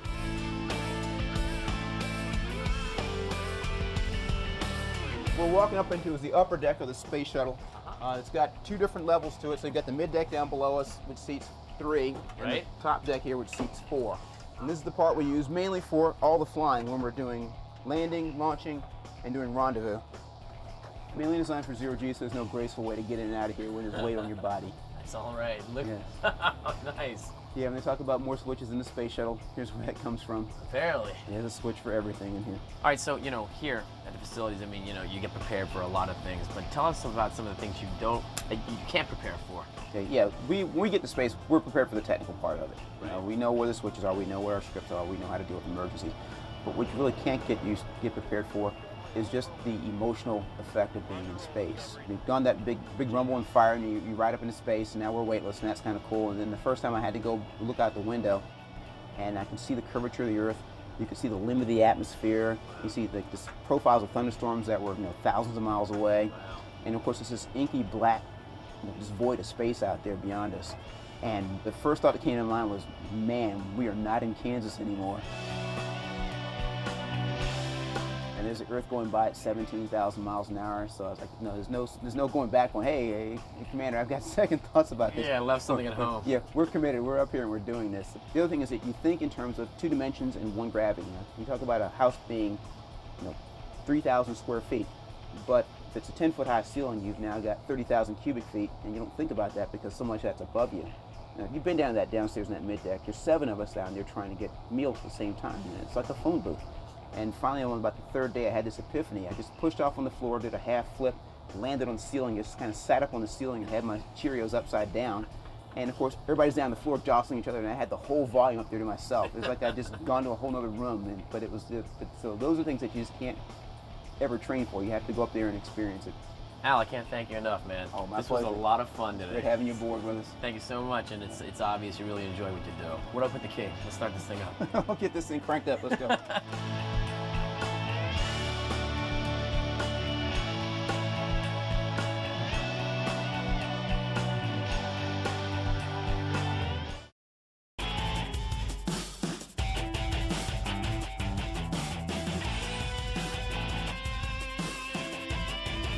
All right, so Johnny just spoke with astronaut Al Drew about some of the training that goes on in Building 9 at JSC.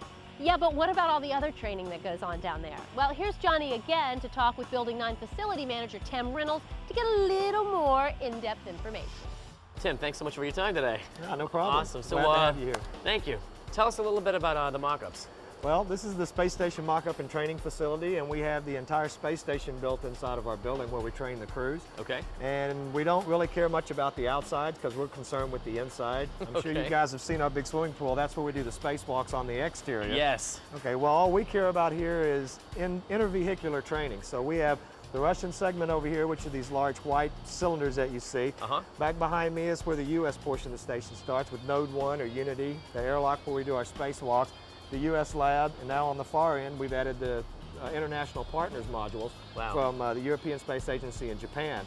So as far as the modules, the station's pretty much finished now, and all we're doing now is re-equipping the inside and all the new portions of it with all the equipment and the racks and stuff that they'll use for the next, hopefully 8 to 10 years of exploration in space, and got to keep them trained. And are astronauts training in these right now? Yes, absolutely. Every day we do between 12 and 22 training classes a day in the whole facility with shuttle and station. Really? Yes. Full-time active. We stay busy.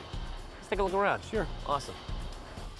Tim, this is wild. Where are we? We're in the Russian service module. Yeah. This is at the very aft end of the space station. Okay. This is, we really couldn't live on the station until we got this module up. Okay. Because it has, as you see down here, the guidance and navigation computers. These are called SSCs, or Space Station Computers, and these are the command and control computers for the entire space station, so all of your caution and warning, alarms, environmental systems all can be controlled from here. Okay. And these are, of course, tied to the ground at all times, so, you know, we're always in communication with the ground. And this is the main computer center of the space station. Really? The space station does not have a central computing facility. It's all run with laptops. Check it out. Really? Yep. Back over here, this is the caution and warning panel. This is going to tell you if you have any leaks, any fires, anything going wrong that you have to address. Of course, we have the same thing in the shuttle, same thing in the U.S. segment. What do we got over here, man? Back up this way, we've got, well, of course, if you look and see these holes down in the floor, are these red circles that are shown here. Yeah. These are actually windows. When the space station is about to be approached by the shuttle, it stops. and the shuttle will do a pirouette maneuver and rotate 360 degrees. Okay. Well, this is where the two astronaut and cosmonaut are shooting high-res digital photos of the bottom and top of the orbiter so we can send that down for analysis. Oh, cool. Before they check all the tile. And then back up this way, this is kind of like the living quarters and the kitchen. Your water dispensers and everything are up here. This is a basic table. We don't have it really decorated out because we don't serve meals in here. But this actually folds out. It has slots for food cans, Velcro everywhere. Nice. So you can stick your utensils. And it's a nice place for the crew to gather and actually get together at the end of the day and have a meal. Last but not least is the sleeping quarters. There's 2 sleeping quarters in the service module. This would be one. You'd have a sleeping bag behind you on the wall here. Okay. You got a small light up here. You'll have a table for your laptop computer so you can check email. Wow. And you know, we actually have a window where you can look down and look at the Earth if you want. So 2 of the astronauts or cosmonauts will live here. Sure. 1 lives in the U.S. lab in what we call the TAS, which is about the same size as this, but it's just built into a wall rack unit. We have different ways of training to repair tiles. We have metal covers that we can actually put over damaged tiles and screw down. You can see the pattern here. Right. If we have severe damage like you see in these really deeply cratered tiles, we have now an ablative called STA54 that we created here at NASA, and we basically go out and fill this. We have 2 ways to fill it. We have little caulking guns if it's a small damaged part, and we have a big gun if it's a big part that we have to fill. This will burn about halfway off during re-entry, but it still gives us the thermal protection to keep the orbiter safe. Right, enough to keep it going. And then we have to also look at the problem as, you know, say you have a small gouge in a tile. Okay. Okay, first thing our people have to do is analyze where it is, what's underneath it, and in a worst case scenario, can this damage the orbiter? Because to put a crew member in a suit, go out and do a spacewalk, and sometimes even go underneath the space shuttle, where we can't even see them, could be very dangerous for the crew member, for starters. Number 2, if we miss and we bump them into the shuttle, we could do more damage than we had to begin with. So that has to be taken into consideration. You know, what is the benefit if we just leave it alone? Would you get damage like this? Oh, we get damage like this on almost every flight. Little pieces of ice, pieces of foam fall off, strike the orbiter as it's going into ascent. And really the first 2 minutes are what's really important because the air is so thick it can move little pieces of foam or debris at a high rate of speed. Once you get past about 2 minutes, the air is so thin, even if something flakes off, it's just going to kind of bounce off the tile. So what are you showing us next? Well, this is our 1G trainer of the Orion capsule, and this is going to be the replacement for the shuttle. I don't really call it a replacement for the shuttle. It's going to follow after the shuttle. All right. This will be our replacement vehicle to go to the space station, hopefully go back to the moon, and then maybe someday go to Mars. We have several seat configurations for this. We have a 4-person, which would be to go back and forth to the moon, and we have a 6-person configuration to go back and forth to space station. Now this will launch on top of a rocket, and you're only going to be in this for a couple of days, you know, 2 days to the space station, 2 or 3 days to the moon, then down to the surface. Right. So it doesn't have to be that big, and it doesn't need that huge cargo bay that the shuttle has, because we're not hauling space station up. We don't have the seats in because right now we've been looking at where to store everything. And when the seats are in, you can't really get to anything under the floor. So once you get in space, you fold those seats up and you have access to the storage compartments. If we step over here, well, I'll show you what's called the aft bay trainer. Okay. And this will show you where we have basically the outer pressurized segment, which is out here. Right. And then the inner pressurized segment. So now we are inside of the Orion capsule without the floor and without the outer walls. So this is your floor level now. So you got the seats out and you're in space. Well, here you've got a lot of your avionics and controls, life support systems that stay here all the time. But you have to store harnesses, bags and bags of food, you know, for days for 6 crew members. And this allows us to get in here and figure out where we're going to put all these bags, all this stuff in there, but it doesn't make us have to tear the seats out every time. So we can do our storage configurations here in just a, you know, plywood and aluminum mock-up that works perfect, you know, that was built for us, instead of having to tear that apart when we want to get that ready to do a suited evaluation with astronauts. Tim, thanks so much for your time. Hey, great to have you. This was a lot of fun. Always welcome here at JSC.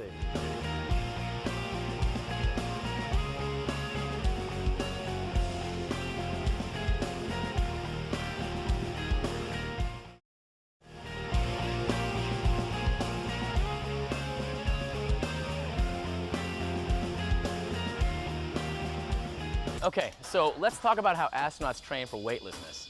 All right, I'm hanging out here on Earth and I'm experiencing 1G, which is normal for everyone. It's just basic Earth gravity. But when astronauts travel in space, they're weightless, right? Well, not exactly.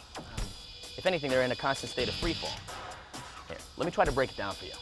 There is a big misconception out there that astronauts in space are floating because they're weightless. But it's actually not true. If an astronaut is orbiting Earth, let's say 100 miles over our heads, they do weigh a little less than us, but only by about 5%. That means if an astronaut weighs 100 pounds on Earth, they would weigh about 95 pounds in orbit. So why do they seem weightless? Well, the answer is pretty simple. They're in free fall, like that weightless feeling you get on some roller coasters. Or maybe you've seen people in free fall when they skydive. Well, without the wind rushing by the skydiver, they might feel as if they were floating. Well, astronauts are basically doing the same thing as the skydivers, but instead of falling toward the ground, they're actually falling around the Earth in a constant state of free fall. Because astronauts are so high up and are traveling at over 17,000 miles per hour, they seem weightless, or like they're floating while falling toward the Earth. So that's the basic idea. But how do astronauts get that type of feeling back here on Earth? Well, there's no magic machine that can get them that exact feeling, but one way of doing it is through the Reduced Gravity Research Program flight. What's that? Well, that's basically getting an airplane to dive steep enough to create that reduced gravity feeling. You know, weightlessness. Here's what actually happens.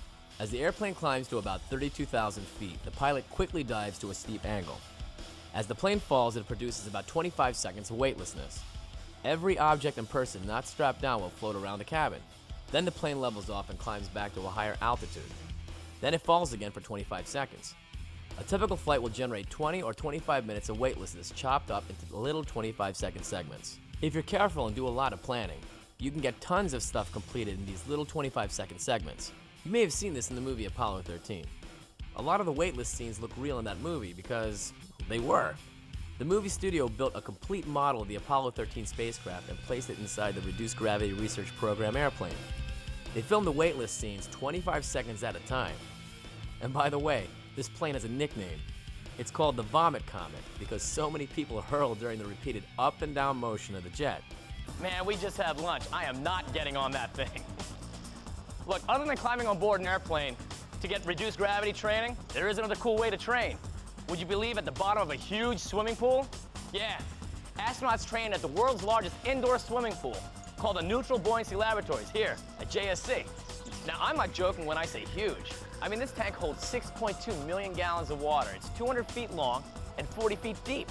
Astronauts train for spacewalks on full-size replicas of space station modules and can spend about 10 hours underwater for every hour they spend walking in space.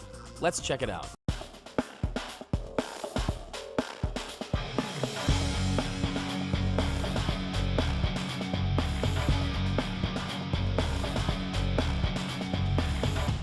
What our goal here is to take whatever test subject we have, make them neutrally buoyant so that wherever we put them in that pool, they're going to stay in that position.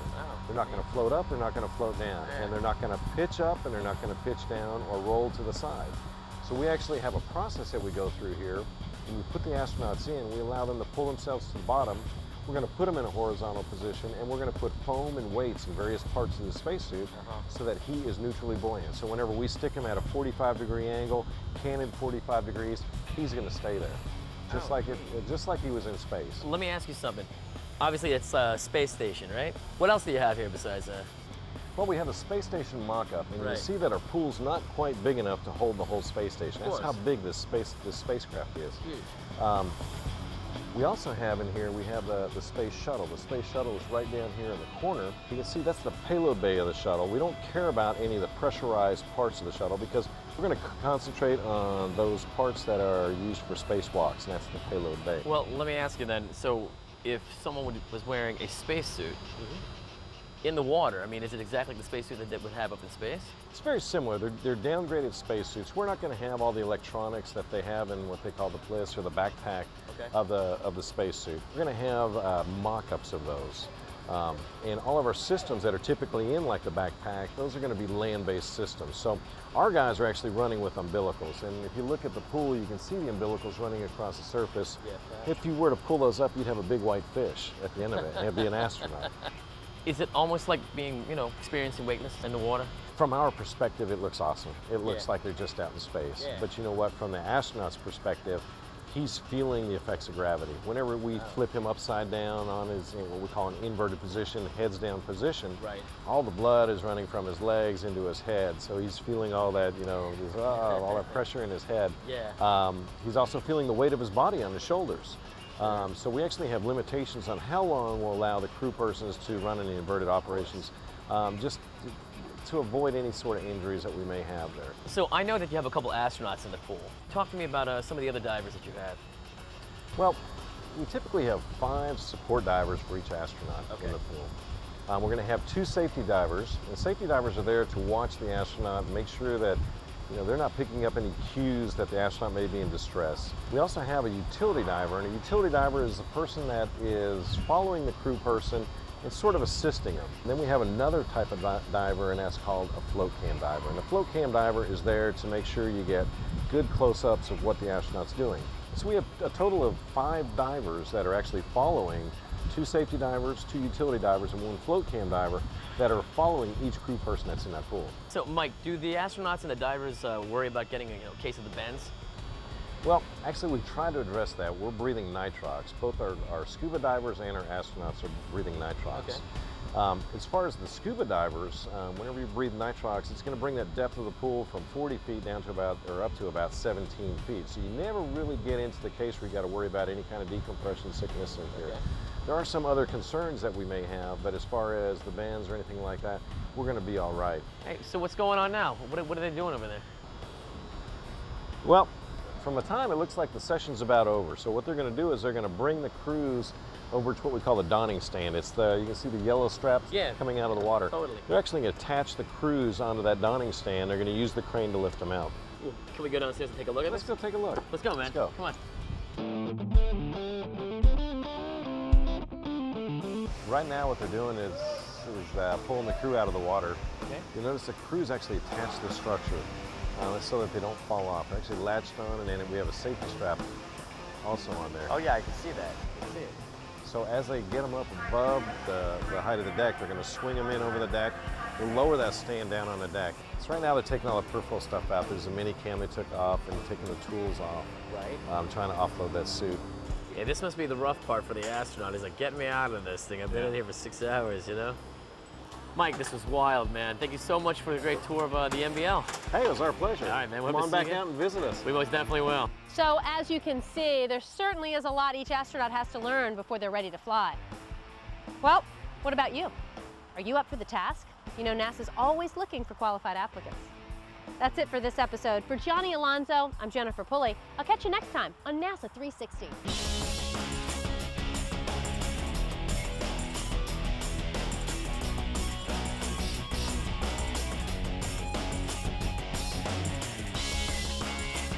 Hey, that's it for this episode. For Johnny. Catch you next time on NASA 360. They're coming to take me out. I'm hanging out here on Earth and I'm experiencing 1G. It's 2.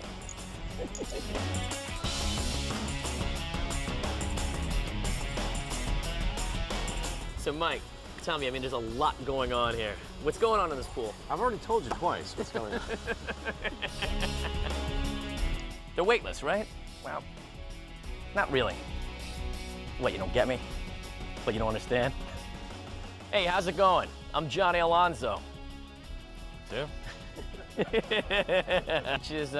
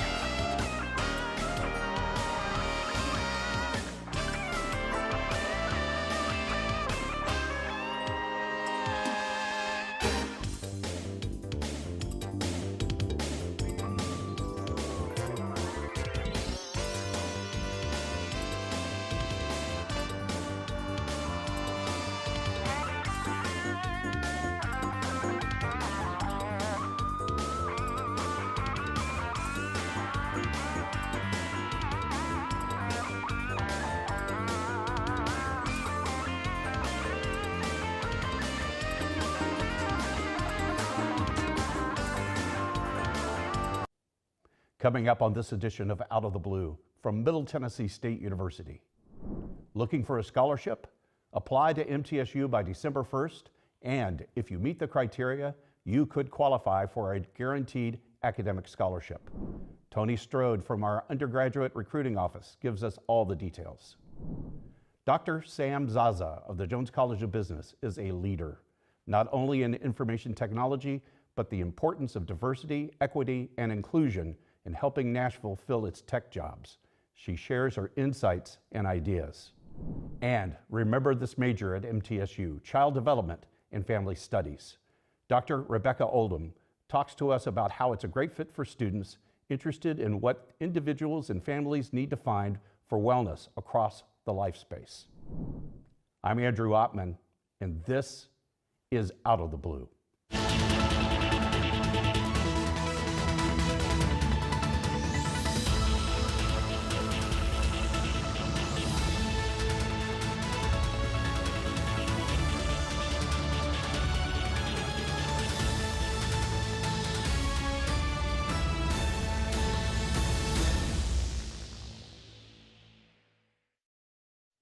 Welcome to Out of the Blue.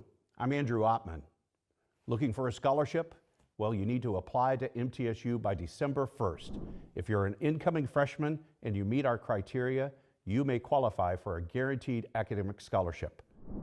Tony Strode from our undergraduate recruiting office gives us all the details. Tony, welcome back to the show. Hey, thank you for having me, Andrew. You know, when it gets this time of year, all we say is December 1 deadline, December 1 deadline. It's on billboards, it's on our website, December 1 deadline. So why is December 1 so important to an incoming freshman at MTSU? Yeah. So that date's very important if you want a guaranteed scholarship. And we all know that we have so many great qualified students who are applying to MTSU. So we want to make sure that they apply by December 1st so we can get their application processed, get them admitted, and then we can award them a scholarship.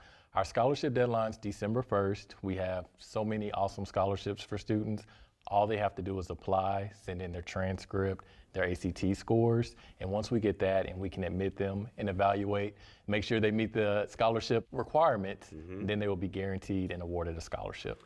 Now, you can apply to MTSU and be admitted beyond December 1st. Absolutely. And when we talk about a guaranteed academic scholarship, that's different than me just applying for a scholarship and I write an essay and all these things. It's a whole different kind of critter. What does a guarantee mean? Yeah, so if you meet any one of those scholarship thresholds with the ACT and the GPA, you're going to get that scholarship. Period. Automatic. There's no extra application, there's no scholarship essay, anything like that. You just have to apply, send in your transcript, your ACT scores. Once we get that and we evaluate it and see that you meet the requirements, you'll be awarded that scholarship. There's a whole range of these scholarships, and I want to talk them through a little bit, but we're really excited about the new enhancement of the True Blue Scholarship. Yes. And it's because it begins at an ACT score of 22. Absolutely. That's pretty cool, right? Yeah, that's awesome. I mean, it's the most money awarded to a student with the 22 to a 24 on the ACT, combined with that 3.5 GPA, gets them $3,500 a year. That's $14,000. That's $14,000 for 4 years, which is awesome. I mean, that's pretty much taking care of, maybe most of your tuition, depending on how many classes you're taking and things like that. And the great thing about that is that it's stackable too. So if you qualify for the Hope Scholarship, which if you're a Tennessee resident and you have that 22 or higher, you're going to get that Hope Scholarship. Right. Absolutely. So you're stacking that on top of any federal money that you're getting, any outside scholarships that you may receive as well. You can stack that True Blue Scholarship on top of that too. You may even get some money back at the end of the year. It really is amazing, and it's the largest of its kind in the state. We're really proud of that. I love the fact that we're making these scholarships accessible to these great students in the 22 to 24 band. I also love the fact, like you mentioned, the Hope. The state recently expanded the benefit on the Hope. So combined with that, you talked about that plus the Hope. Yeah. It is almost tuition free. It's very, very close to it, right? Very close. And every student is different depending on how much money you're receiving in scholarship.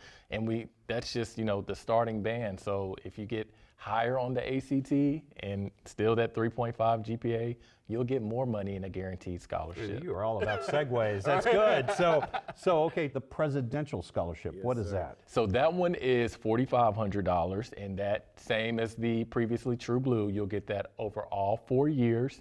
And once again, stack it with the Hope Scholarship, with any Pell Grant, with any outside scholarships as well. All that combined together. And that one is an ACT band of a 25 to a 29. And for sure, that benefit plus the Hope really does cover your tuition costs. Absolutely, that and will that's cover your tuition. just a fantastic thing. Then 30 and up, we've got the trustee scholarship. Yes, sir. And that one is $5,000 a year. And for those students in the trustee scholarship band that are at the very high end of the ACT, we've got another bonus for them. Absolutely. We're really excited about this one too. This is our new Centennial Scholarship. So from a 34 to a 36 on the ACT, that's giving you a total of $8,000 per year. So that definitely is taking care of your tuition. It really is. It really is. Just with that scholarship. And as we said, with the Hope Scholarship, anything else that you get, I mean, you're off to the races with that amount of money that you're getting. So many people don't do the math on this because you're right, because they're stackable. There's also other scholarships you can get from private sources, foundations, and things like that. But stacking on top of all that, suddenly you've got enough that covers your tuition. Then you can start chipping into like room and board. Yeah. And then you start chipping into money in your pocket after the semester is over. Absolutely. I know several great students who have managed their scholarship budgets such that when they leave with money in their pocket to go into the real world. Absolutely. And I don't think enough people talk about that. No, I mean, I don't think they do either. And then just being able to graduate debt-free. Right. I know here at MTSU, we already have students graduating with very low debt, but even just getting out of, your bachelor's degree with no debt and actually making money, being paid to go to college, I mean, you can't get any better than that here. Tony, there's so many scenarios where you can go to MTSU for tuition free. Where can I find out about this? Yeah, so if you just go to our website, mtsu.edu/mtfree, it will take you to that webpage, and you'll see so many different, like you said, scenarios where students can qualify to be tuition free. And then you'll see how you can actually get money back. Well, Tony, you and your team do a fantastic job of welcoming these students to campus, the outreach throughout the state of Tennessee, and plus Alabama, Kentucky, Georgia.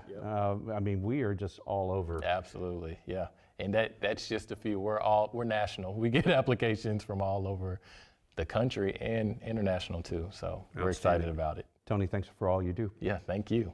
And we'll be right back. I am True Blue. As a member of this diverse community, I am a valuable contributor to its progress and success. I am engaged in the life of this community. I'm a recipient and a giver. I am a listener and a speaker. I am honest in word and deed. I'm committed to reason, not violence. I am a learner. Now and forever. I am a Blue Raider. I am a Blue Raider. I am a Blue Raider.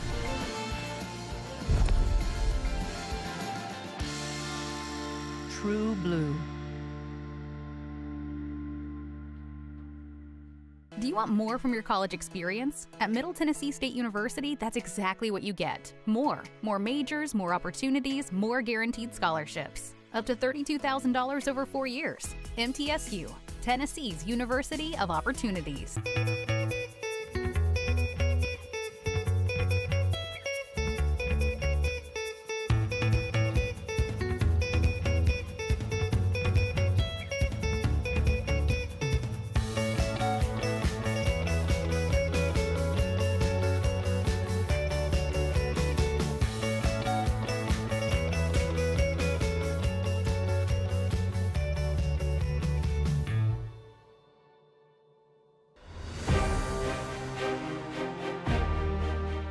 So many men and women that have served that expected to be able to have their tuition or certain assistance being given to them, and that money evaporated. With the establishment of the general fund is to make sure that all those men and women can get through MTSU and pursue what they thought they could do when they came on back. We're extremely proud that the Predators have identified the need to help make this fund one of the best at our university for our veterans.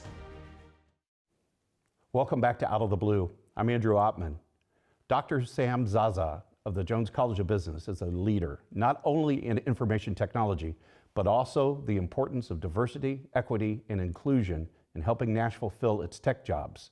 She joins us to share her ideas and insights. Sam, welcome to the show. Thank you, Andrew. I appreciate it. You know, we bump into each other, it seems like all the time on campus. We do. I mean, there you are, here you are, and it's great to have you come to the studio because I really wanted to talk to you about your work in IT, how you're really trying to expand the pool of qualified candidates in IT, recognizing the great opportunities in the Nashville area, but you've also got some great stories about your journey here, so let's get started. So let's talk about first, you know, Nashville is a tech center and the opportunities and challenges that they face as a result of that and how your expertise is helping guide some of those conversations. Of course. So Nashville is booming. Everybody want to come to Nashville. But there is one issue that you hear a lot from organizations and companies, that they're not able to find IT talent. Mm-hmm. So to counter that, I feel we need to prepare the workforce early on, starting from our students. One part of that is to provide study abroad programs for them, to expose them to that international aspect, to see other perspective, other subjects, other point of view. And actually, we did one of that. We internationalized a course where we did a joint course with a university in Brazil, and then we did a joint project, me and my colleague. Actually, it was his course. So we did a joint project with them where our students will do the same project with Brazilian students. And then at the end of that course, we elected 4 students to go actually to Brazil to meet their counterparts. And then we did a paper about what we did, that internationalization, and we presented at a conference. Such a great priority at our university about study abroad and international opportunities. Dr. Robert Summers, who I know is one of your colleagues, our Vice Provost for International Affairs, such an advocate for those things. Why is it important, in your perspective, from the IT perspective, for internationalization? How does that help prepare a better prepared candidate? I think it is important because for over the last 40 years or 45 years, all the research indicated that there is an IT shortage. Mm-hmm. So for 40 years till now, we were not able to solve this. Mm-hmm. A ton of research has been done. But nowadays, DEI, diversity, equity, and inclusion, is a big thing for employees, specifically for IT professionals. They want to be hired, yes, but also they want to be included in the culture of the organization. Right. So one thing that I advise organizations and companies is to have their environment as inclusive as possible. There are a lot of remedies to create such environment, but this is one way of really attracting IT talent. Mm-hmm. We as higher education institutions, we are doing our part of trying to internationalize our courses, to expose our students to that aspect, to tell them that, hey, listen, there are other people who are also in the same domain. So having that exposure to other people will help them build that skill to really be cognizant of other people, other culture, other beliefs, and all of that. So this is key, actually, because if you look now, employees before COVID are different than the people after COVID. COVID changed people. Employees and IT professionals are thinking about their priorities.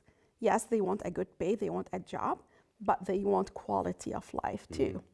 And inclusion and diversity and equity actually help. While diversity is something that you can see and you can easily report it, inclusion is invisible. So unless you make dedicated practices and policies and intentional practices to make the perception of inclusion at your company visible and understood and well communicated among employees, it's gonna be hard for organizations to really retain, not just hire, to retain the IT talent that they have. We talked off camera briefly and you talked about, yes, there's a lot of IT vacancies in the national market. And it's easy to think, well, gosh, that means folks are just going to rush to fill those jobs. But there's such a competition for that talent, that experience. And one of the points you made to me about the international studies is that that helps give some of our students that might be just entering into that job market at least a little bit of a boost up from a resume standpoint and a perspective standpoint that might allow them to compete against someone that maybe had a little bit more time and grade and job. Correct. So one thing is that I do believe that I encourage every student to take study abroad. Because if I'm an employer and I have the same CV, but I see somebody who really took a step outside the US to meet other people and spend some time in an educational setting as an employer, I'll choose that person because I know that person dealt with uncharted water for that person and he was able to gain something. That is something very essential in today's industry, today's market, that students need to have, and also fresh graduates need to have that international aspect and experience. Now, while organizations are really looking for IT talent, they always ask for at least like 3 years of experience. I encourage students to do the internship, but also to add that international aspect to their resume. It really helps. Professor, thank you for coming on the show, and thank you and congratulations for all you're doing for our students and our university. Thank you, it's a pleasure, thank you. And we'll be right back. Do you want more from your college experience? At Middle Tennessee State University, that's exactly what you get. More majors, more opportunities, more guaranteed scholarships. Up to $32,000 over 4 years. MTSU, Tennessee's University of Opportunities.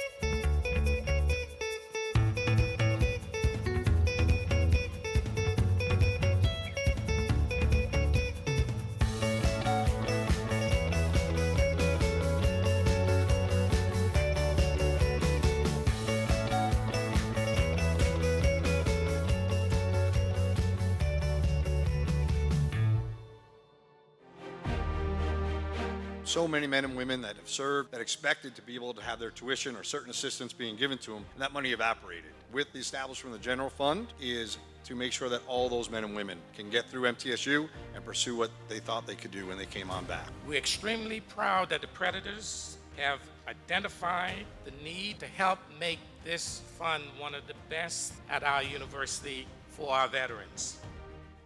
Do you want more from your college experience? At Middle Tennessee State University, that's exactly what you get. More majors, more opportunities, more guaranteed scholarships. Up to $32,000 over 4 years. MTSU, Tennessee's University of Opportunities. Welcome back to Out of the Blue. I'm Andrew Ottman. Remember this major at MTSU, Child Development and Family Studies. Dr. Rebecca Oldham joins us to talk about how this is a great fit for students interested in what individuals and families need to do to find wellness across the life space. Rebecca, welcome to the show. Thanks for having me. I'm glad to be here. It's an honor to have you here. We talked a little bit before you came on air. We talked about how your program is based in the Ellington Human Sciences Building. What's the major? Tell me in a nutshell your elevator speech for your programs. Sure. So Child Development and Family Studies, more broadly across the country, is known as Human Development and Family Science. And you can hear in the name that there are really two major branches. People who are studying human development from prenatal all the way till death. And it's really focused on individual development. But of course, individuals are not islands unto themselves. We all develop inside relational contexts, and that's where family studies come in. And so our students come into the major and they could have varying interests related to anything related to prenatal development, child development, emerging adulthood, middle adulthood, older adulthood, death and dying, or they may be interested in things like romantic relationships, friendships, siblings, sexuality, contemporary families, society at large in the context that families develop in. So it's a really interdisciplinary field. We draw from sociology, we draw from psychology, neuroscience, a lot of different theories and methodologies to do the kind of research we do in this field. So when folks learn about this, I guess one of the reasons you call it a discovery is that not a lot of people know. They may be interested in this, but they may not just be aware that there's a program that can get to this. And that must be a fun kind of discovery conversation with them as well. Right, so we normally engage with the STAR program where they bring students to campus, usually first-year students to campus early, and they have a panel of different majors on campus that students may not know about coming into college. They know about psychology, they may know about sociology, and they say, I want to be a counselor, so I'm going to do psychology. They may say, I want to work with kids, so I guess I'll do early childhood education.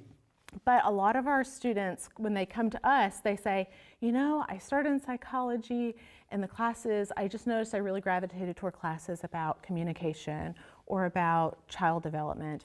Or maybe I was an early education major and I realized I didn't want to be a teacher, but I do want to work with kids. And so in that process and talking with their advisors, they usually find us toward the end of their sophomore year, the beginning of their junior year, and we're trying to work their classes in. So what we'd really like is to increase our presence on campus so that students find us earlier in the process, because when they do come to us, they love it there. Right. They feel a sense of belonging. They feel like this is where I should have been all along. Our classes are super interesting, and it's about things that are relevant to really all of our lives. When we chatted a little bit, we talked about some aspects of your program that you're very proud of, and one of which was support and belonging. Can you give me that kind of nutshell of that? Yes, so I like to say that we have some of the best students on campus because our students care so much about people, and a major value and ethic that we have in our discipline is just that people matter. People matter a lot. So we have students who care about people and we have faculty who care about students. And so we practice that ethic in our classroom. We know all of our students by name. We're following what they're doing. We're checking in on their well-being and saying like, hey, I noticed that you seem to be struggling. Is anything going on? Do you need more support? Do you need more resources?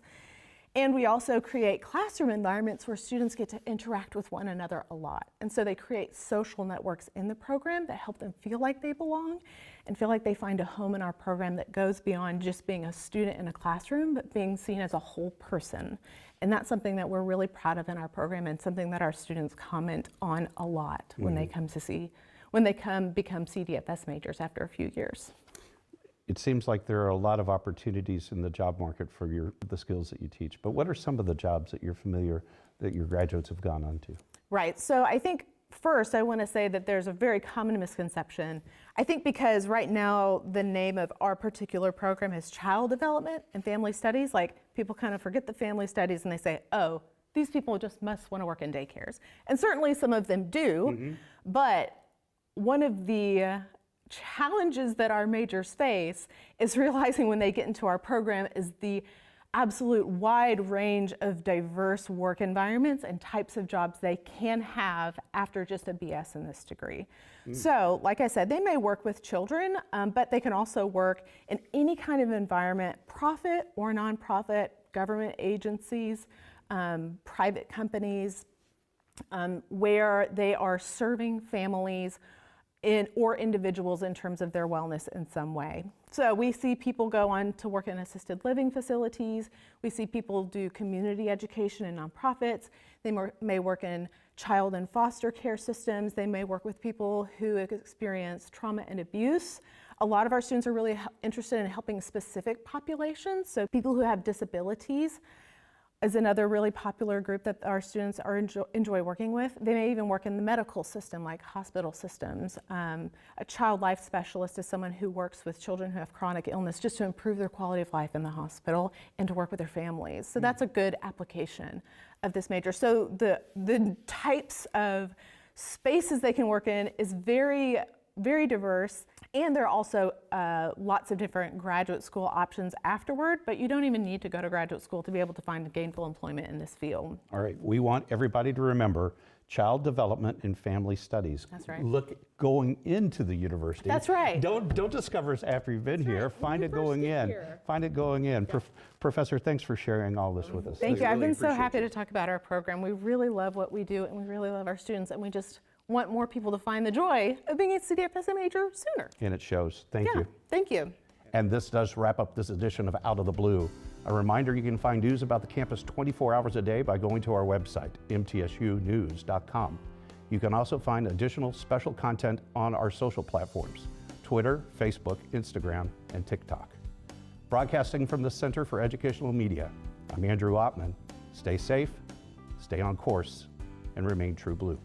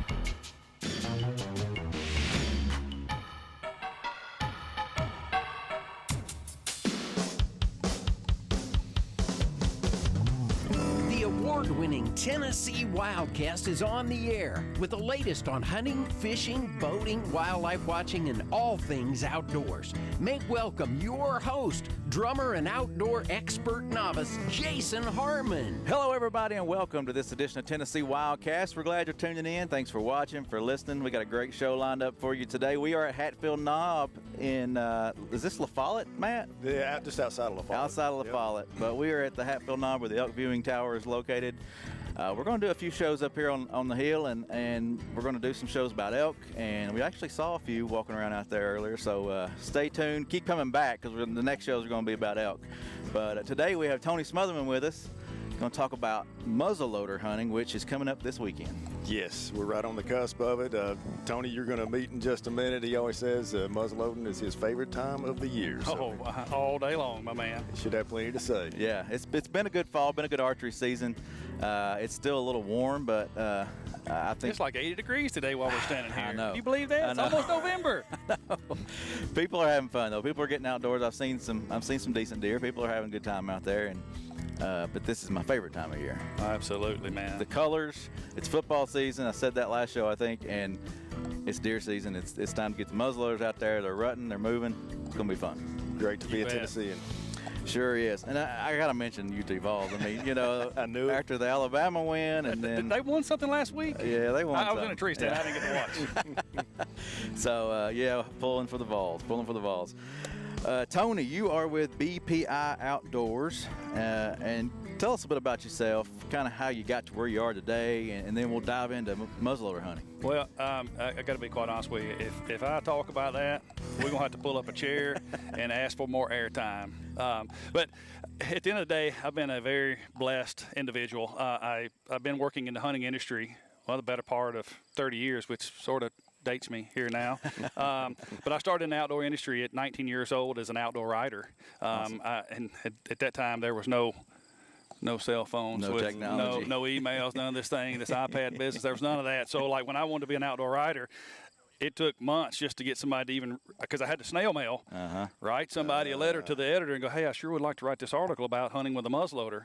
Well, 6 months later, I'd get a snail mail right back in the mail. So it's been a huge change from when I started to where I'm at now. But I started out as an outdoor writer. I started out writing for our home state publication called Tennessee Outdoor News. Okay. So I was 19 at that time. I ended up purchasing the magazine when I was about 24 or 25. Ran it for 10 years. And as I was doing that, I realized that you had to come up with queries, basically submissions, things you wanted to write about. And the publication I love to read most and still love to today is North American Whitetail. It's about big whitetail. And at the time, Tennessee, did not have big whitetail. Yeah, we're getting better. We do now. So I would read North American Whitetail to read about these big bucks and how these guys harvest these big bucks. And I noticed that most of these big bucks were from the Midwest at the time, okay? Well, I grew up hunting with a 270 here in Tennessee. Well, guess what they don't allow in the Midwest? High-powered rifles. High-powered rifles. So I had to pick up a muzzleloader. So I started hunting with a night muzzleloader, an MK85. That MK85 come out in 1985. I started shooting it in 1993, I believe it was. So I started really falling in love with a muzzleloader because I had no choice but to hunt with a muzzleloader if I wanted to write about adventures and big bucks and things like that. So I had to go basically where the big bucks lived. Again, at that time, it was not here in our home state of Tennessee. So I started hunting exclusively through the Midwest and basically just dropped hunting with a centerfire because I spent most of my time hunting those Midwestern states to try to find big deer. And I realized that I was really enjoying it. I liked the challenge. I liked the challenge of taking a single bullet and measuring some powder and putting in the gun, because I'm a mechanical-minded guy. I like building hot rods and building things. And when you shoot a muzzleloader, you kind of build a load every time, and you understand what mechanically makes them work. That's what drives me to a muzzleloader, I think, other than the great opportunities across the country. But you would load your powder, load your bullet, and I really enjoyed that aspect of it. I love tweaking the loads from 80 grains, 90 grains, and seeing what they would do and how the groups would change. So that really drew me in. So when I was writing for TON, most of my stuff was about muzzleloaders, and then I inadvertently crossed paths with somebody that worked at Night Rifles. started by Tony Knight. Basically, the reason we're here today, the reason we have inlines today, he created the inline in 1985, the MK85. So I started working for those guys kind of as a pro staff guy, if you will. Yeah, yeah. And ended up started writing monthly columns in their paper, if you will, magazine. Their magazine was called Up in Smoke. So I would write articles in their publication and end up writing all the safety and instructional DVDs for every gun. So every time somebody bought a Knight muzzleloader, it would come out with a instructional DVD about how to use and clean and maintain your muzzleloader properly. Well, I was the guy behind the scenes actually writing those DVDs. Wow. And then got What's into... a DVD? No, I'm just Yep. For you kids listening. Again, dating me right now. Again, dating me. And then eventually stepped in front of the camera, as we are here today, and started hosting the DVDs that I was writing behind the scenes for. So I got very intrigued about television, if you will. So from there, I stopped being so much of an outdoor writer and stepped into doing more television stuff and ended up hosting their television show on the Outdoor Channel for many years called Night Rifles Born to Hunt. So after that, I was just muzzleloaders all in. I didn't pick up a centerfire, until like 3 years ago. So I went full muzzleloader for like 20 years. Wow. Yeah, and that was from Newfoundland to Alaska and then pretty much everything in between, hosting those outdoor TV shows and all with an inline. When we first met, we went on a turkey hunt together, Governor's One-Shot Turkey Hunt. That was an awesome hunt. If you hadn't seen that, go back to our YouTube channel. It's still out there. Still there? Still out there. My goodness. And stuff goes on the internet, lives on forever, apparently. Does. Be careful what you put on there, kids. But that's an awesome hunt. It needs to stay there. People need to watch it. But you were shooting a CVA that day, but it was you had the 12-gauge barrel on it, which I think is cool about CVA. You swap out those barrels, and I guess you can still do that these days. Well, we've drifted away from that, but that gun was called an Apex, and it had the interchangeable barrels from 223, 300 Win, and then to the 12-gauge turkey gun that we were using on that particular That was a fun hunt, but we won't linger there. But muzzleloaders are awesome, and that's why we're here today to talk about it. And I think that's an awesome story, how you come from the ground up. I mean, no doubt. I just knew that I wanted to be in the outdoor industry. Your paper just blew off right there. Let's catch that. You'll keep going. I just knew I wanted to be in the outdoor industry, and it wasn't obviously for fame or fortune. I kind of grew up in a situation where here in Tennessee, I grew up as a coon hunter. From 4 years old till I could carry a wheat light. Some of you guys may know what a wheat light is. I carried a wheat light on my side with a helmet on, and a little hat or a hat lamp. Yeah. And we coon hunted for years, and then things change as you get older, and I found cars and girls and found other things that I shouldn't have been into, some alcohol abuse. Of course, as a teenager, you try to do everything in the world, and I was going down the wrong path as 13, 14, 15, 16, a little bit of blur those years. But I met a kid in high school that was a big bow hunter. He goes, "Hey, man, you ever tried bow hunting?" I'm like, "No, man, I sure hadn't." He said, "Well, let's try it." Wow. I'm like, "Sure, okay." That's cool. So he got me into bow hunting, and I didn't realize at the time what a bad place I was in. I thought I was the cool kid, but I really was in a bad spot. And this kid got me into bow hunting, which literally captivated every ounce of my time and stopped me from the Friday night, Saturday night parties. Therapy of the outdoors. Outdoors saved me. Yeah. No, all jokes aside, the outdoors saved me. So when I got to like 18 and 19, when my frontal lobe was developing and I smartened up, and I look back and I go, outdoors saved me, man. I could be in jail or dead by now. Cool. So I knew that I wanted to start promoting the outdoors, because if it could save me, it could save somebody else. Definitely. So I want to start telling my stories and my travels and the fun, not to brag, but I want to tell the fun that I was having in the outdoors. And my avenue at that time was writing, and of course, the start was Tennessee Outdoor News. But what got me here today is I wanted to be in outdoors because I wanted to save somebody like it saved me, or help save somebody like it saved me. Yeah. Thanks for sharing that, man. Yeah, absolutely. That's awesome. I know somebody's probably feeling that same thing. The point of that is, if you want to be something in life and you want to be that bad enough, you can be it. Because I am not an educated guy. I barely got through. Here's a crazy thing. You fooled me, because you know a lot. Here's crazy. So my worst subject in high school, English. And I'm here today. And I'm here today because I started out as an outdoor writer for 10 years. Yeah. But I read enough to educate myself, reading through publications of how I need to be. Interested in. Yeah, I was interested in it, and basically that changed my world and got me where I'm at today, and talking here at this amazing facility here in East Tennessee. Yeah. So if you want to be something, you can be it. You just got to want to be it bad enough. Awesome. And It's inspiring. We could cut the show off there if you want to. No, I'm not. I ain't real smart, but I don't quit. I tell you, he's one of these 110% guys. Whatever he's doing, he's into it. Oh yeah, it's both all feet. the way. It's both feet, bro. Oh, I love it, man. Well, 110% into muzzleloading. It's coming up this weekend. What do folks need to be thinking about? Say they've been hunting archery season all long, but they're trying to switch over. What do you tell them just to get them started, and then we'll jump in deeper? So, in my personal opinion, I think that muzzleloading, the muzzleloader season, not just in our Vol state here, but across the country, muzzleloader season is typically the best time to be in the timber. Amen. Number one, you're the first guy in the timber with a bang stick. Mm-hmm. And when you pull one of these babies out, it's no longer catch and release. Oh, man, I saw him yesterday at 60 yards. Don't let him show up muzzleloader season at 60 yards because that's almost too close. All right. So you're the first guy on the timber with a bang stick. And then, of course, the weather's typically getting right. And then all through the Midwest, the really great states everybody talks about, big bucks, and even when you get into Kansas and Oklahoma and Nebraska, they all have amazing muzzleloader seasons that if you don't pick up one of these, you guys are missing the boat, because these extend your opportunity to be in the timber at a really good time, either early season like we're coming into probably pre-rut sort of here in Tennessee, or late season Nebraska when bucks are back on feeding patterns and they're coming to the same food source every day. And if you're not hunting with a muzzleloader, you don't get the opportunity to see that. Yeah. And even better is when you go to Kansas. Kansas has an early muzzleloader season like September 10th. Well, guess what the bucks are doing at that time? Every one of them is coming to the same food source every day with all their cousins.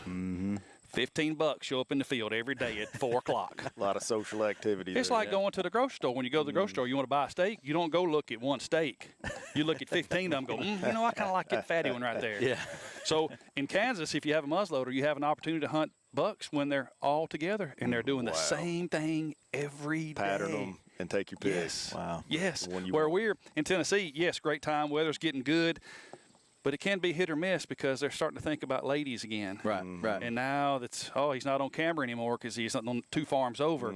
So the rut's a little bit of luck in my personal opinion. Sure. But with a muzzleloader, you have an opportunity to hit so many different sections of season, early season, rut, and then late season. And that's with a muzzleloader. Well, our past show, one of the most recent shows we shot, we talked about how that transition's happening, and those bucks are now, like you said, with those does, hanging out in different areas than what you're used to.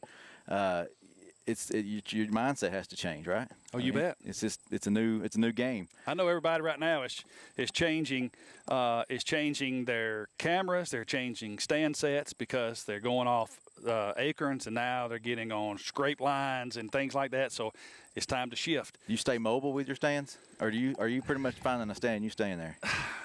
You know, I have multiple stands on multiple farms for every different wind direction in the world, but I typically keep them on lock-on style or ladder stand style. I don't really climb with a climber anymore. I'm getting a little older. So I like to put them up early, but deer are creatures of habit. Most of the farms I've hunted for years, so I got history. I already know what they're going to do before they're going to do it, sort of. Where they're going to do it at. Yep, so I have lock-ons up in preparation for that. So now it's time to shift. Lock-on's already up. I've already been in there in August to make sure the straps are good, make sure everything's tight, make sure the seat's good.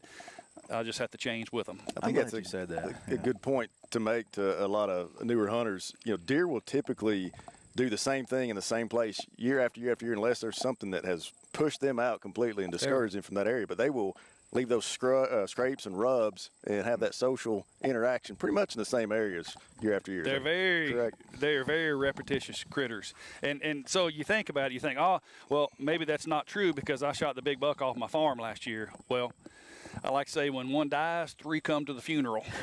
Because you kill that big buck, guess what? Somebody's going to take over his spot. That's right. And he may not have been the guy you saw on that scrape line last year, but I guarantee he's been to that scrape line because that scrape line is a social hangout for everybody. So even though that spike buck showed up that scrape line last year, he might be an 8-pointer this year, or whatever the case may be. Right. He'd be a bigger buck this year, and he wasn't a man last year, but he could be the man this year. Back on the same scrape line, though. Exactly. Creatures of habit. Yep. Yep, for sure. One thing I'm glad you mentioned was that safety aspect, checking those straps and stuff. You That's bet, something we man. don't talk about enough is tree stand safety. You're right. You know, wear that harness. Make sure your straps are not dry rotted from the year before. Make sure the squirrels ain't eat them. That's true. Yep. It can be dangerous. So double check those. And if you're one of those hunters who like to leave it out all year round, make sure you check it for that next season. That's me. That's you. Maybe because I'm getting lazy. But I do go in and check the straps, though. You talked about hunting property you've hunted all your whole life, but what about that public land guy who's maybe new to an area, hitting that public land? He knows it's muzzleloader season.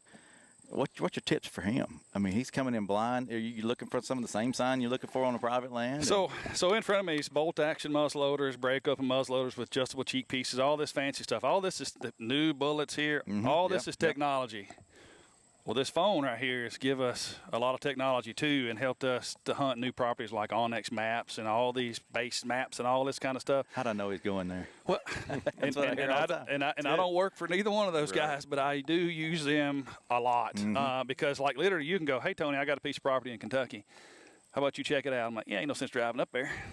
I just pull this baby up, find it, and I know right where to put a tree stand at just by looking at it from the sky." Yeah.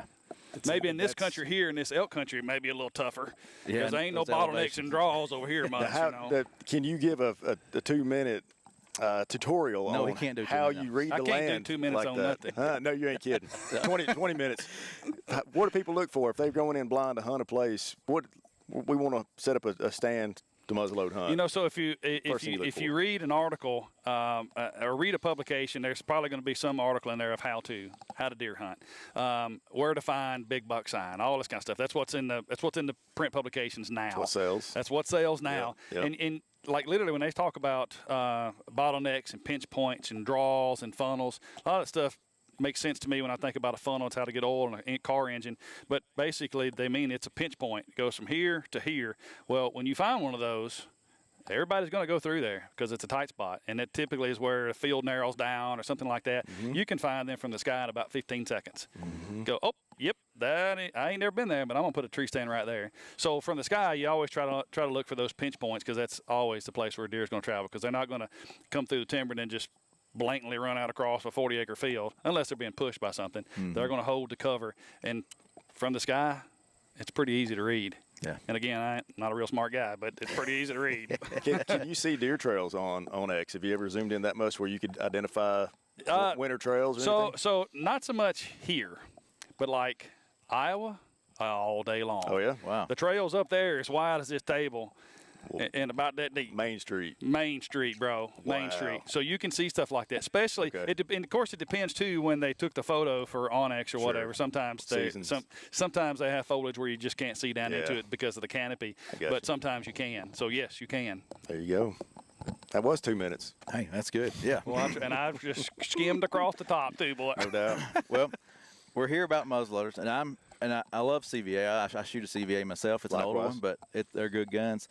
Let's show some folks, if they're new to hunting, you know, whether they buy a CVA or not, what are they looking for the season? What do you suggest when they go shopping for one?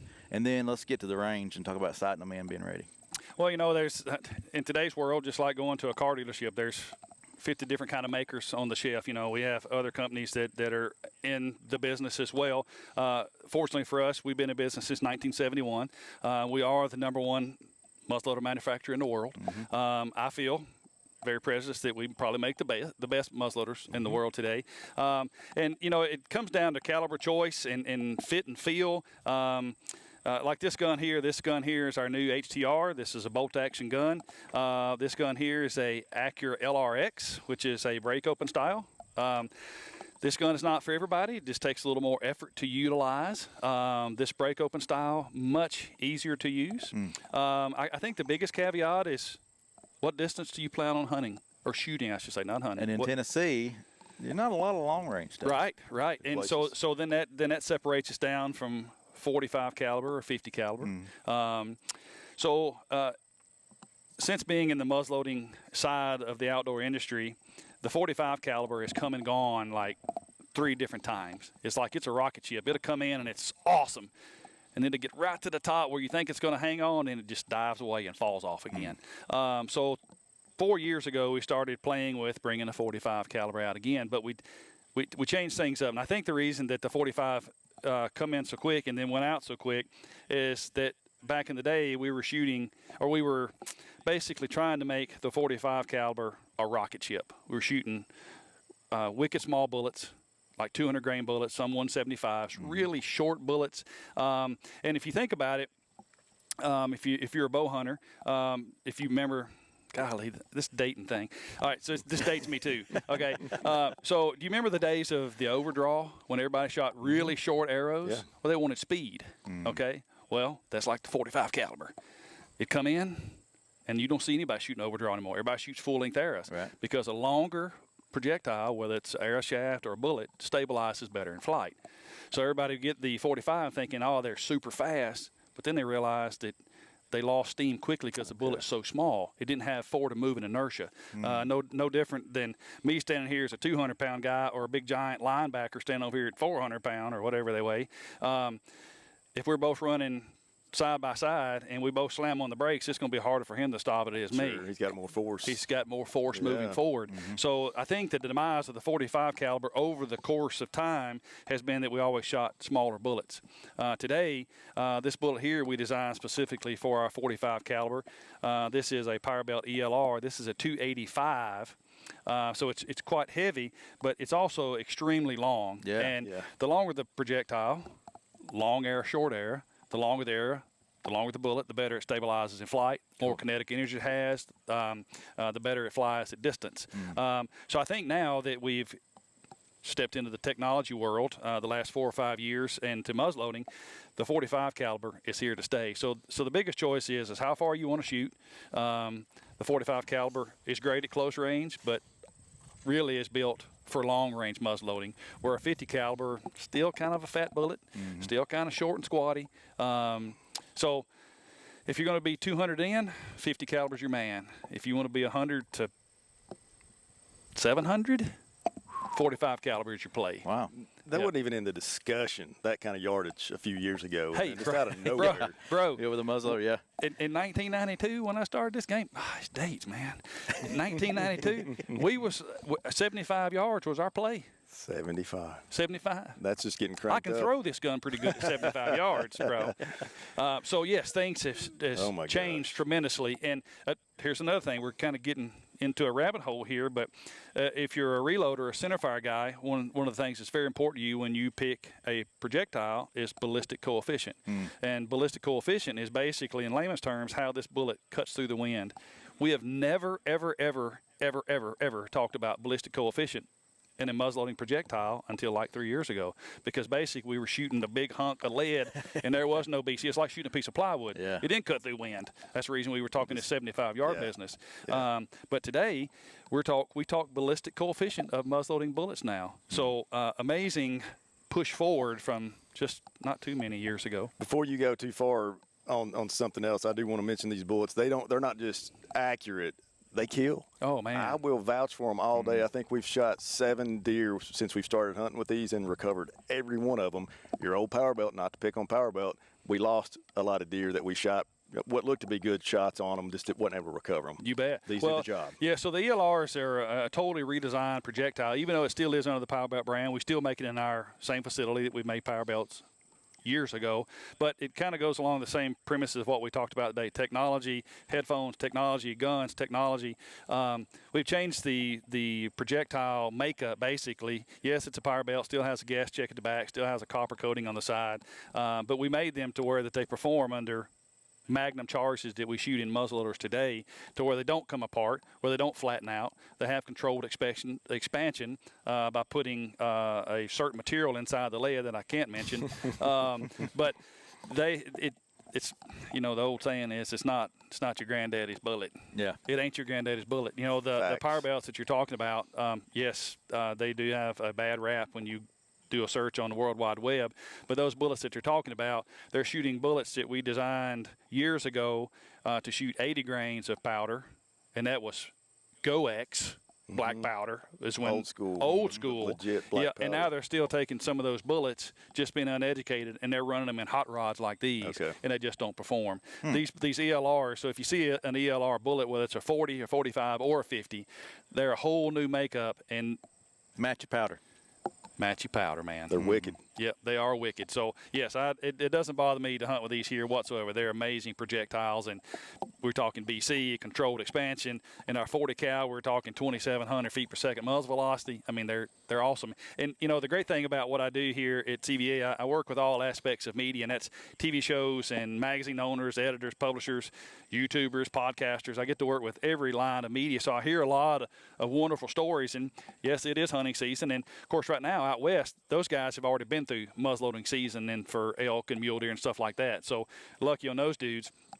But I'm getting wonderful stories on a daily basis right now where guys are taking these new Paramount guns and the 45 caliber and efficiently and very effectively harvesting elk at 600 yards. And I know it seems like, oh my goodness, that's a stretch. Yeah. It is, but with optics like we have today and modern propellants like Blackhorn 209 and modern bullets that is designed to shoot with today's guns, that stuff's very possible. They're doing it all. They've been doing it for the last 2 months out west in Utah, Idaho, all those great western states has got elk. Speaking of elk, yeah. And like you told me before, I mean, I bought one of these thanks to these guys. They introduced me to it. It's an awesome gun, but they will mail this gun to your doorstep. That's what's awesome about it. That is pretty awesome. Explain that to So people. it's like if you go to Amazon. Sorry. No, you're good.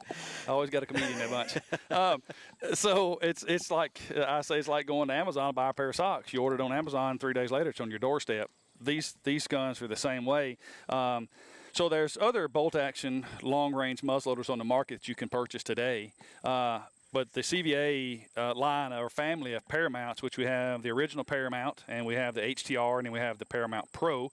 So we have 3 in the family right now.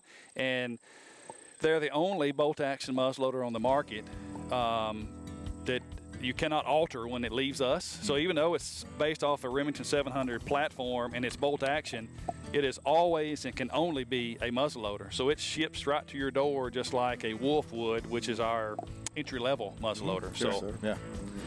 Man, a lot of information. We didn't even cover everything. I can't believe it's over. Yeah, time flies by. Muzzleloader season is opening up this weekend.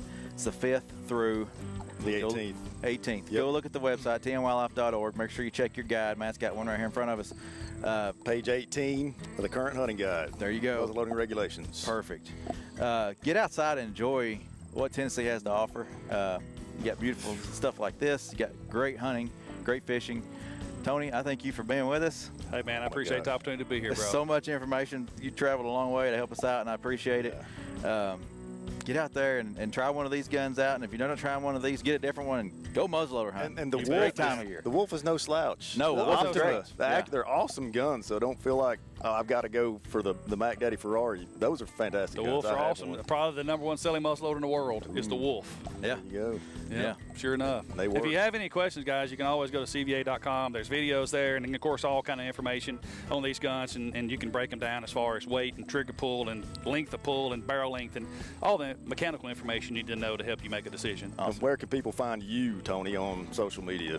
So, because of all the traveling I do and hunting I get to do, everybody knows me as Traveling Hunter. So anything Traveling Hunter, and that's redneck Traveling Hunter. No G, it's Traveling Hunter. Traveling Hunter. Yeah, man. Check him out. Thank you for watching, and we'll see you next time. Take care, guys. Thanks for tuning in. Stay connected with TWRA by visiting our website at tnwildlife.org and follow us on Facebook, Twitter, and Instagram.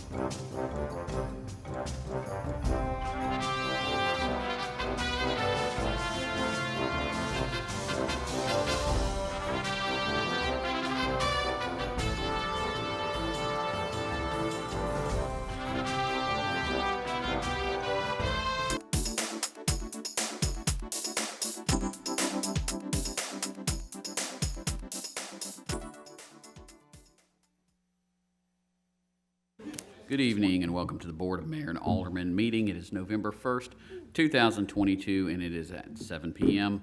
Call this meeting to order. We do have a quorum. Tonight, the prayer will be with Vice Mayor No, and the Pledge of Allegiance will be with Dr. Bill Burns. If everyone will please rise for the prayer and the pledge. Let us pray. Our most graciously and heavenly Father, we come before you this evening with humble hearts, open minds, bowed heads. Lord, we would ask that you watch over our fair city. Thank you so much for an incredible, beautiful day in your world, because we know that without you, nothing is possible. Lord, we ask that you help this board make decisions that will benefit all of LaVergne and its citizens, and these things we ask through your Son, Jesus Christ. Amen. Amen. Dr. Burns. Ladies and gentlemen, my name is Dr. Bill Burns. I'm a retired Army doctor with 12 years prior service in the Navy. If there are any veterans here tonight, would you please raise your hand and be recognized? Okay, thank you very much. Ladies, there's a small token of appreciation. I'd like you to take there and do that. Okay. personnel in uniform and veterans, and salute. I pledge allegiance to the flag of the United States of America and to the republic for which it stands, one nation, under God, indivisible, with liberty and justice for all. Thank you. Thank you, Dr. Burns. First item is to approve the minutes from the October 6th, 2022 regular meeting. Make a motion to approve. I have a motion to approve from Alderwoman Honeycutt. Is there a second? Second. All in favor? Aye. Minutes are approved. Moving on to departmental reports. Chief Davis with the Police Department.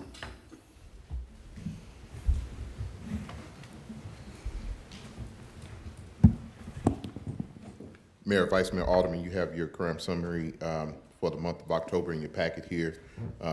Just like a broken record here, same thing every month. This month, we had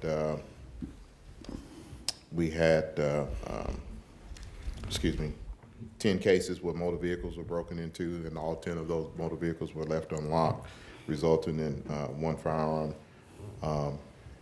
being stolen out of that vehicle in the hands of a criminal in the city now.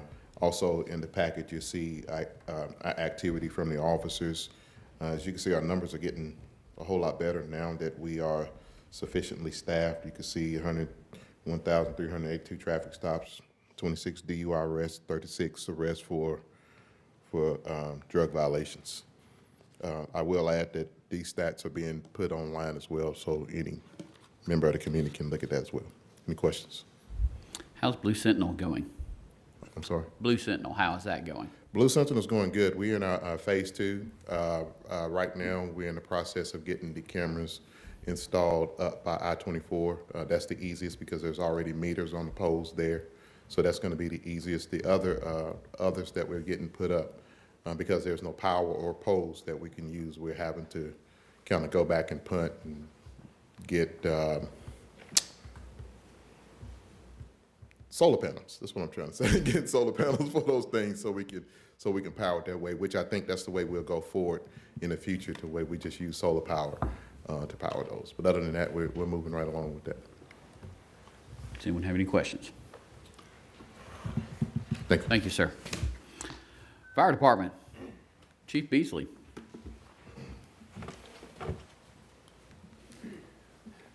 Thank you, Mayor and Vice Mayor, Alderman. I trust that y'all have had an opportunity to review the reports, and as you can see, there's no new trends. We're on par with everything that we do month to month. Nothing unusual to talk about within the reports. I do have a couple of things worth mentioning that are happening this week and next week, if y'all don't mind. Obviously, we know that there's a groundbreaking for new Fire Station 41. This week is a monumentous occasion. Obviously, it's long overdue, and thank you to the Board, Mayor, and Alderman for securing the funds to make that happen. Additionally, we have next week 4 recruits graduating fire school. It'll be the first time the LaVergne Fire and Rescue has invested in a fire school itself. So with these 4 people that are graduating, 4 people that have done exceptionally well. Been on campus with them multiple times in the last 10 weeks that they've been there and watched and participated in their training. Our fire instructors have been part of the recruit training, so we've not just sent somebody off to be trained, so we participated in that. It's a great partnership between Murfreesboro Fire and Rescue and Lebanon Fire Department, so it's a great product. 2 of those individuals came from our Fire Explorer program, so we've invested in this community and continue to do good work with those young people in the high school. It's great to hear. Do y'all have any questions? Thank you, sir. Parks and Recreation Department, Mr. David McGowan.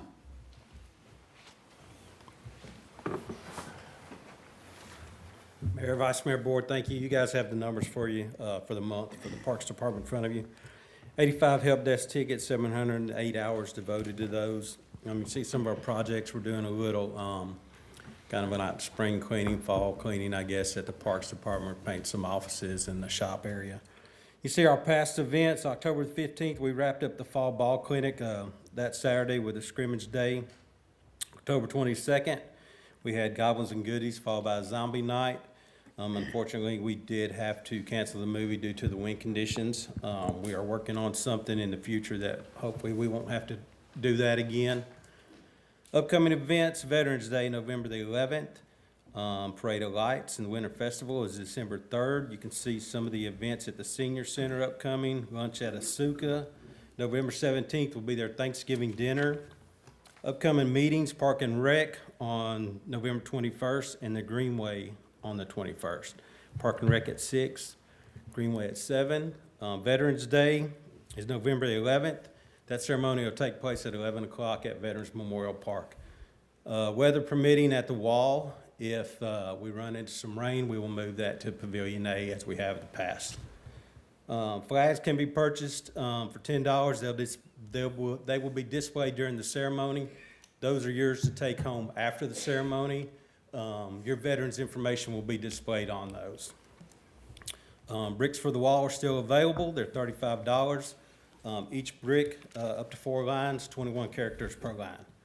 Forms are available on the city's webpage, or you can call the Parks office at 615-793-3224.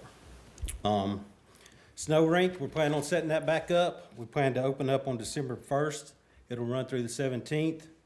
Thursday through Sunday will be the days of operation. Thursday will be 4 to 8, Saturday 12 to 8. Sunday will be from 1 to 5. That Sunday, December 4th, that 1 p.m. time slot right now is going to be limited to families with special needs. So if we have a good turnout and we need to extend that further, we will. So that's something new we're going to try this year to try to offer a little something for everyone. We're not going to have online registration this year. It's all going to be in person. I don't think the rink wasn't full enough last year to kind of warrant online registration this year. We will be accepting canned goods and unopened and unwrapped toys that we will donate those to the PD for Christmas. Any questions? David, the size of the rink, is that increased from last year? It will. It'll double. Well, I won't say double. It'll increase by 50%. So last year it held roughly 48 skaters is what it was rated for. So this year that number should increase. At no time last year did we have 48 skaters on there, but it will give a little more opportunity that if we do run into that, we can open it up and possibly have more toddlers out there at the same time. Okay, and who are the guest speakers for Veterans Day, the veterans that are speaking? They are Tabitha and Ross Howard. That's the things I did not have written down here. And I think, you may know this, I think we have one more lined up. And you're going to have to help me out with that one. Steve? Kathy told me, and you and I are in the same boat? Kathy is God sent, and it's almost like you don't worry about it. I think when you start to lose your hair, it kind of affects your memory also. So we'll blame it on that. Here we go. Did the other part of the rink come in? It's supposed to be here Friday. Okay. It's supposed to, the delivery truck is set up to pick it up tomorrow. It's still in customs. It's been in customs for 2 weeks. So Friday is supposed to be our delivery date. So last year there was no issue once customs released it with it getting in here within a day.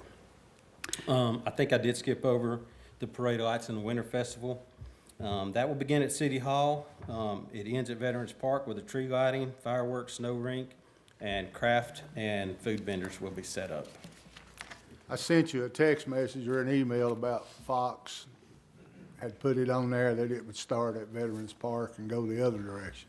Yes, sir, and in the front part of that media release, they had it right, so how it got kind of backwards at the bottom, yeah, it's beyond me.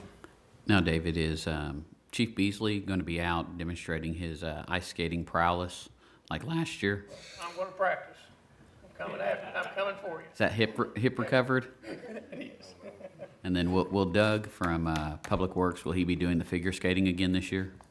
That was the plan. I think he kind of offered, and I think Danny also said he was going to come out since he has a hard hat and a vest. Nice. So we should be Well, good. they can show the lift. Yes, sir. I guess the only thing left is to put Michael in the Duncan booth.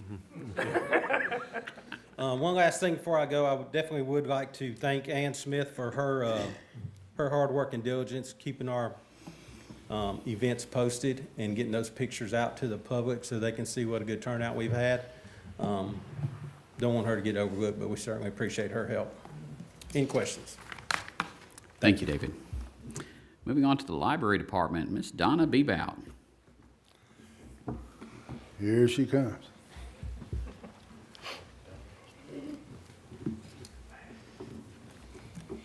Mayor, Vice Mayor, Alderman, good evening. For the month of October, our attendance was up. We were so excited, 2,857. And our circulation was also up, 3,115.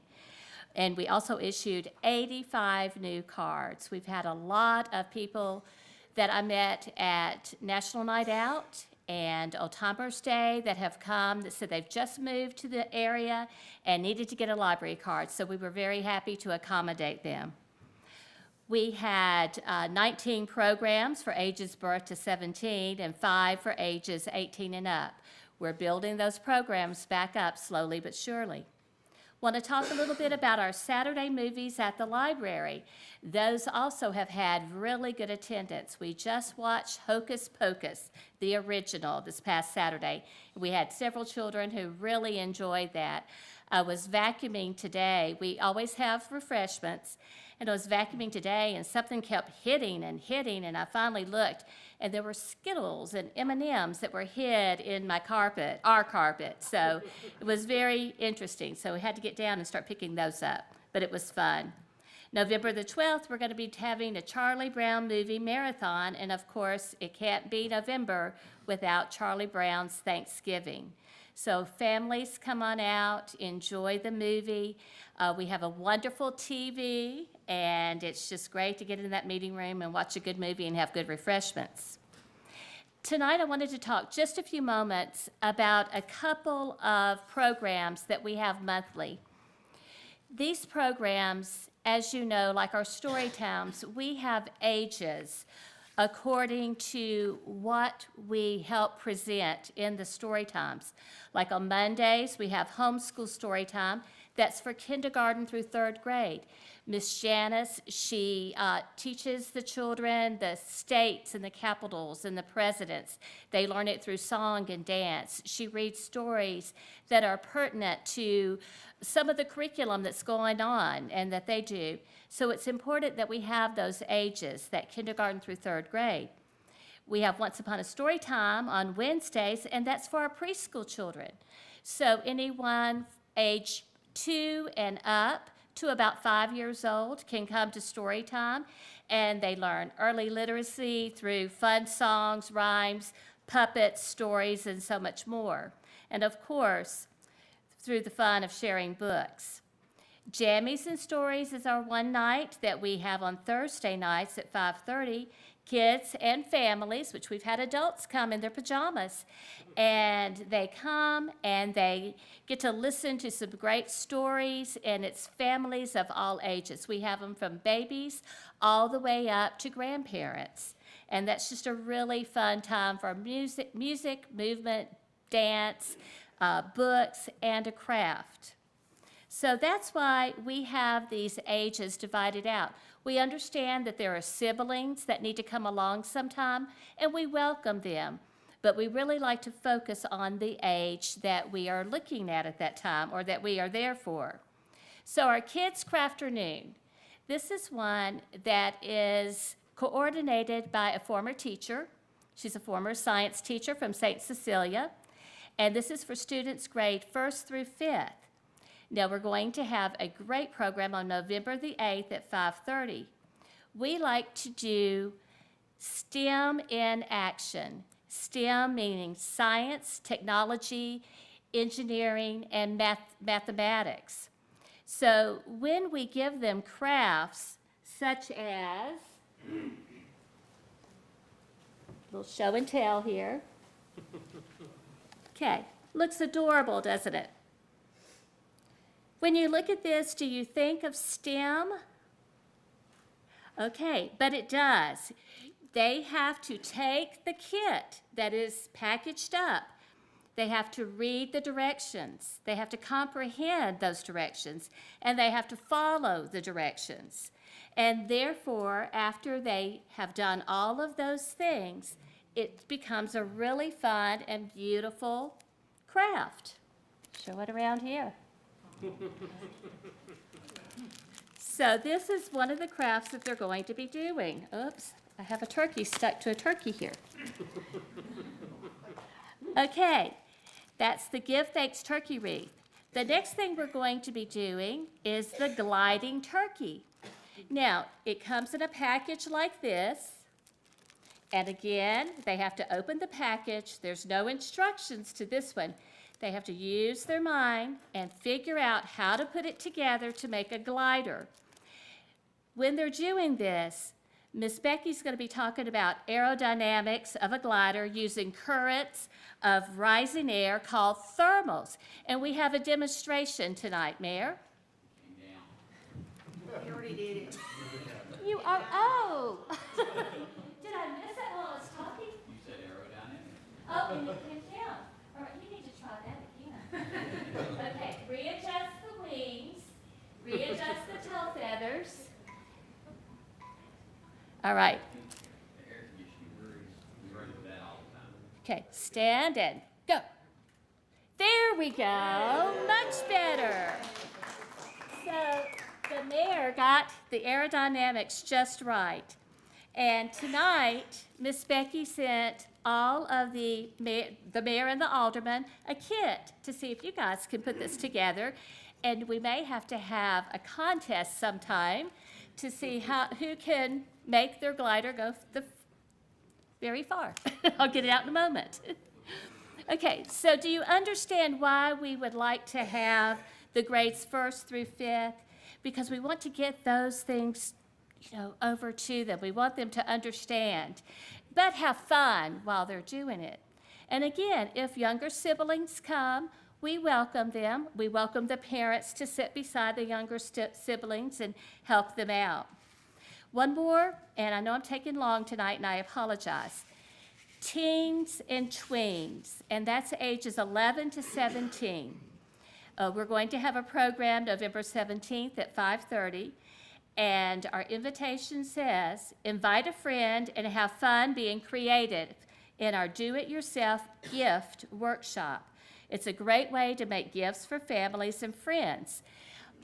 Marta and Lauren have come up with some great creative gifts that can be given away, or they can keep themselves, but they have to be very creative in it, and they have to use their imagination. Now, please note the crafts are geared for ages teens and tweens only.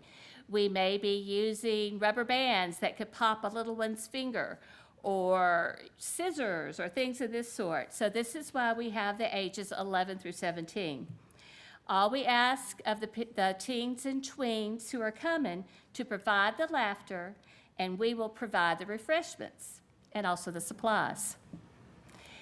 Do you have any questions? And thank you for letting me go very long tonight. No questions? Just comments is, you're awesome. Our team is awesome. Your team is awesome.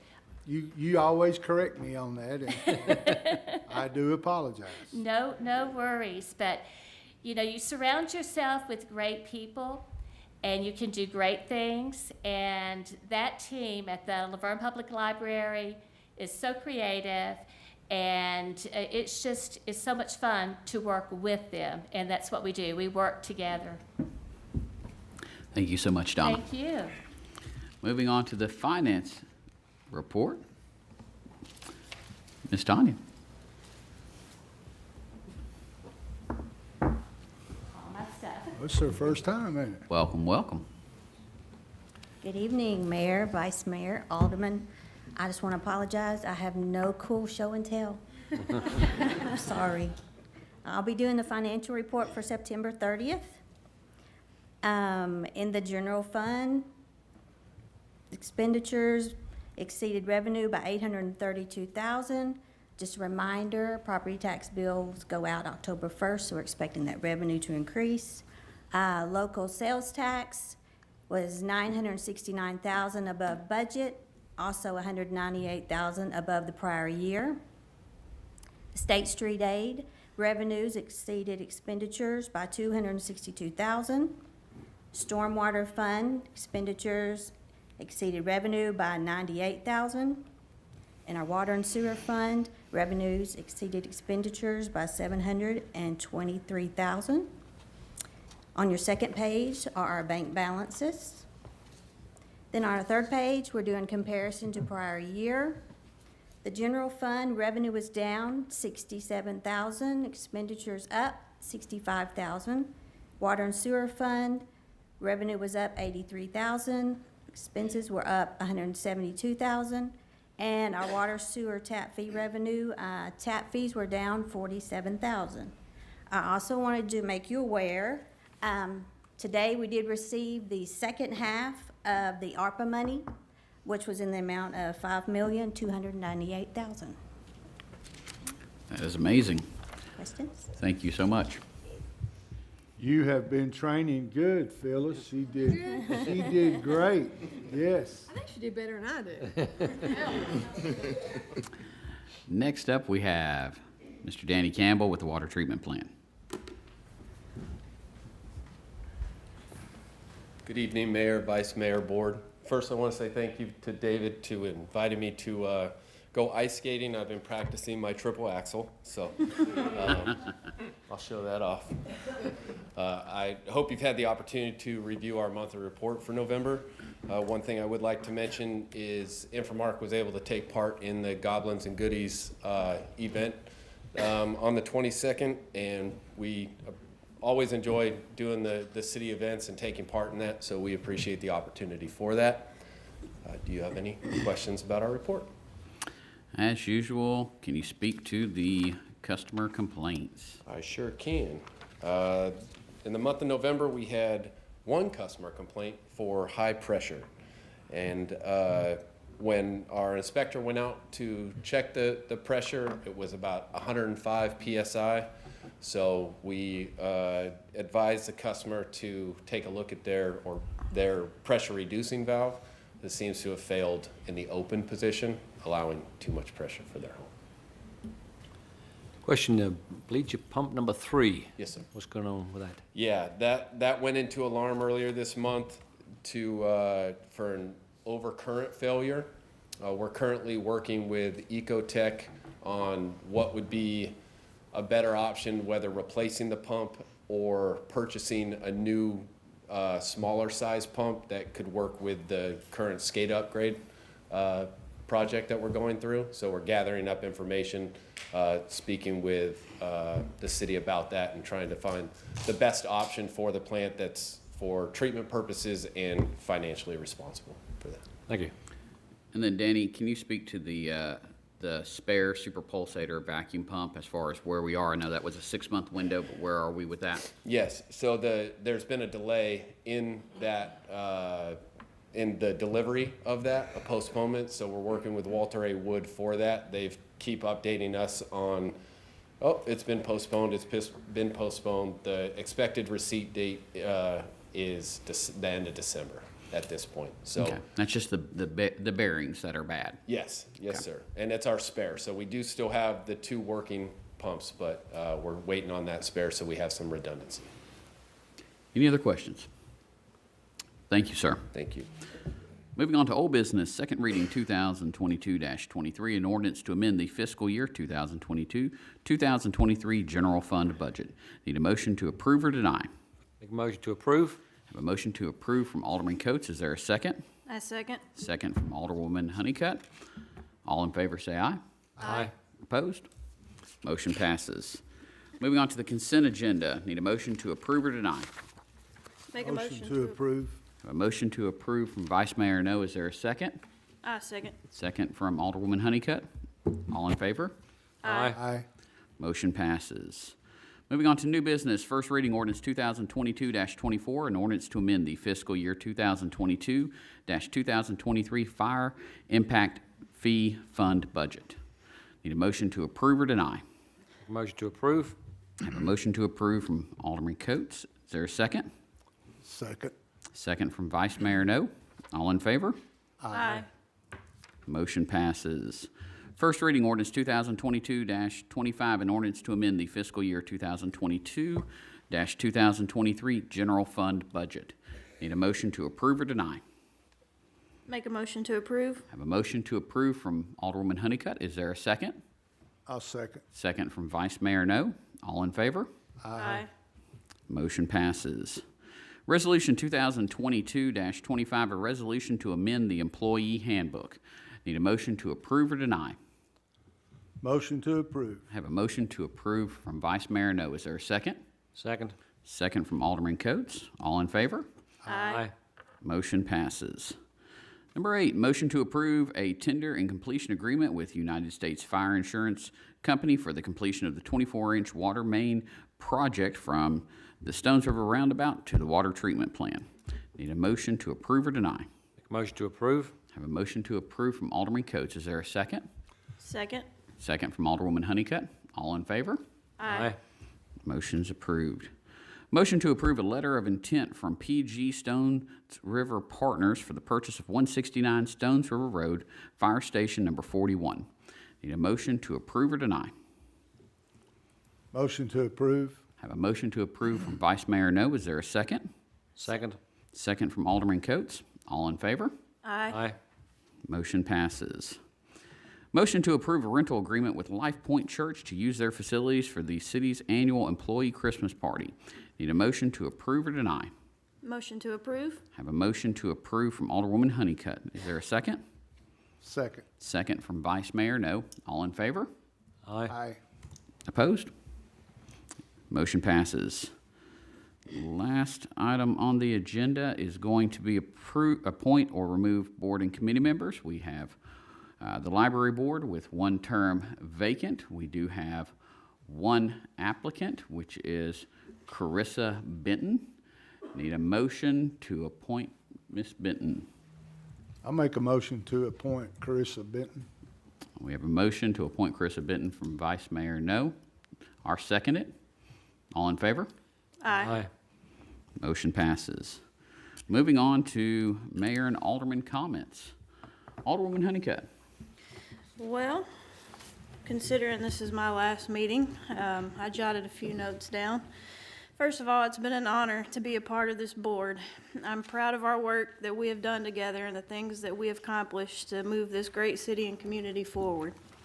I would like to thank the board for their confidence in me to serve and for our police, fire, and all of our staff and their hard work each day keeping our city safe and taking care of our residents.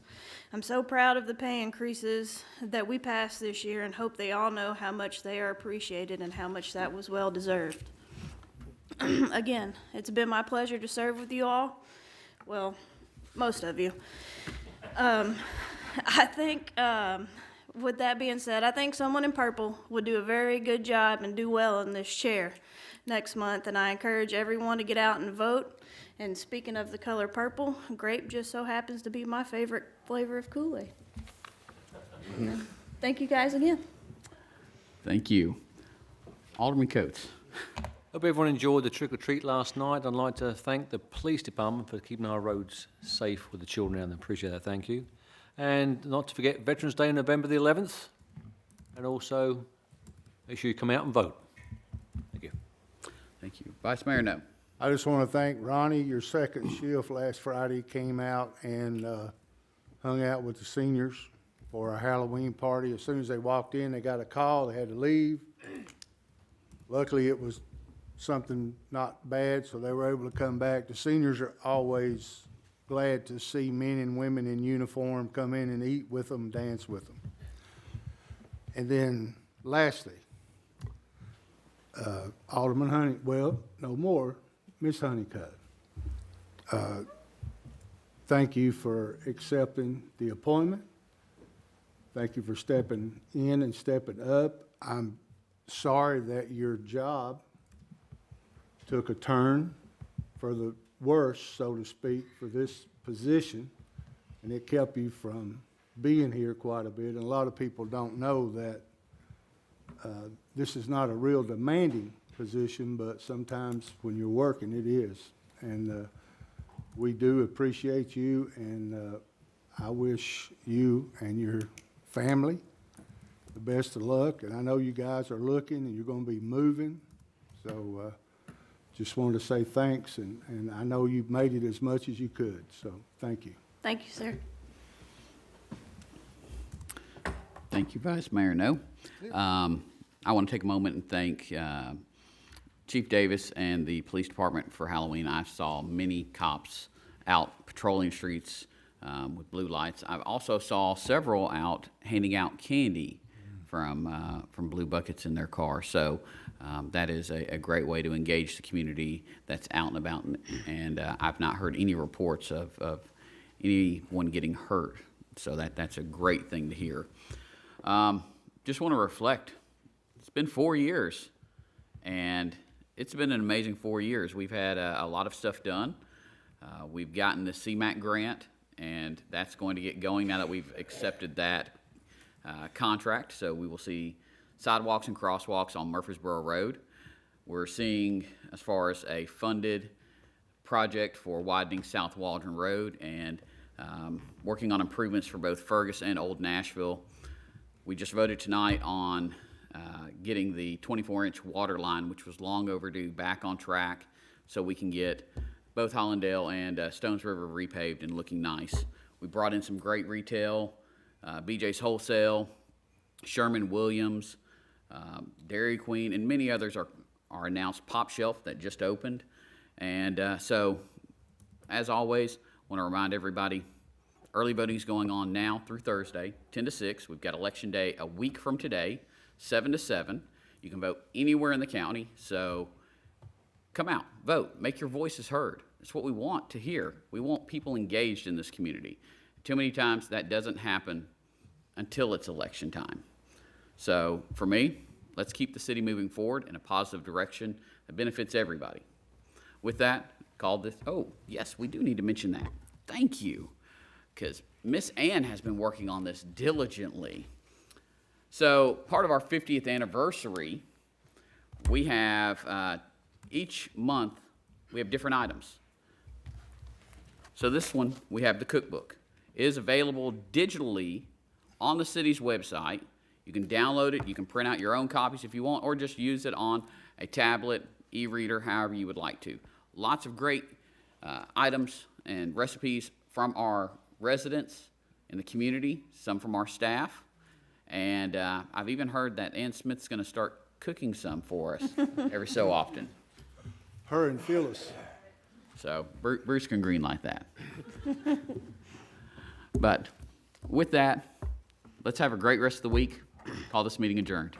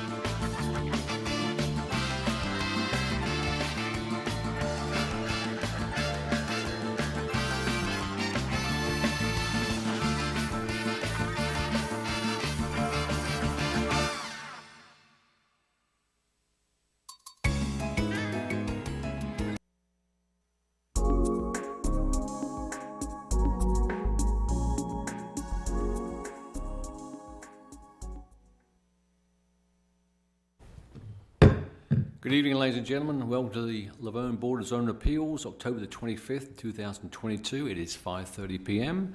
I'll call this meeting to order. We do have a quorum. If you could just review the minutes from the July the 26th regular meeting, if you would. Any comments or changes, let me know. If not, I'll accept a motion.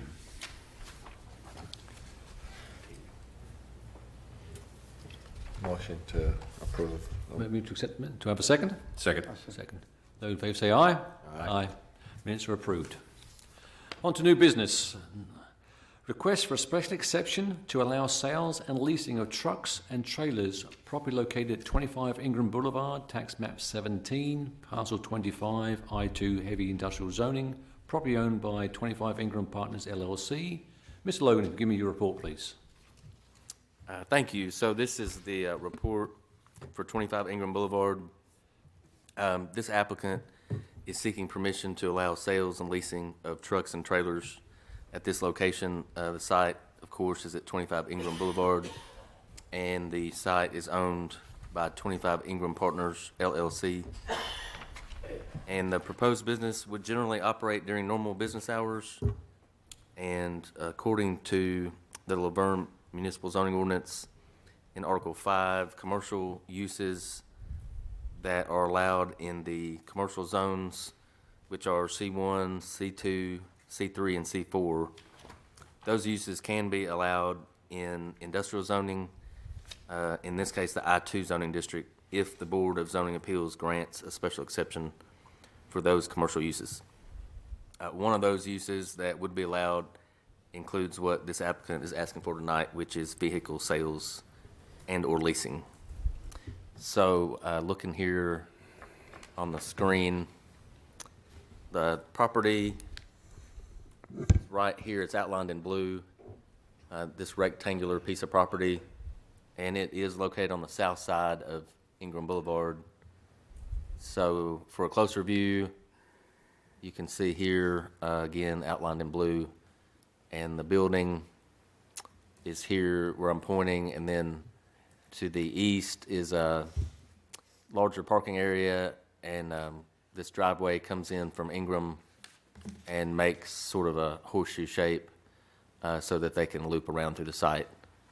And there is some parking here on this west side as well. This is the zoning map, so the dark blue indicates heavy industrial zoning. So again, this is I2 zoning. There is C2 zoning on the west side. That parcel touches Walden Road as well. Then all the other surrounding properties are zoned the same, which is heavy industrial. This is a photo of the site. So you can see the existing building and driveways. So this is, Walden Road would be behind you, and this would be going down Ingram to the east. And the next photo is looking west. So again, this is Ingram, and this is the traffic signal at Walden Road and Ingram. And then you can see the other driveway entrance that's existing today. This building is a two-story building currently, and you can see these bays where the current tenant or former tenant has been conducting their business. So there are three large bays on the existing building. And landscaping, the site has some nice landscaping already that probably exceeds what's even required in this industrial district because it's not in an overlay zone. So the landscaping out there is nice. They did submit a full binder with all of their plans and photos, which you have in front of you. And so this is the plan that they submitted that shows the dimensions of the site and the shape and size of the building on the site, as well as the driveways and the utilities. And this is just a closer view of that plan that they submitted. And that completes the report. Thank you. Thank you, Ms. Logan. Do you have an applicant here that can stand on the podium, please, if you would, and be sworn in?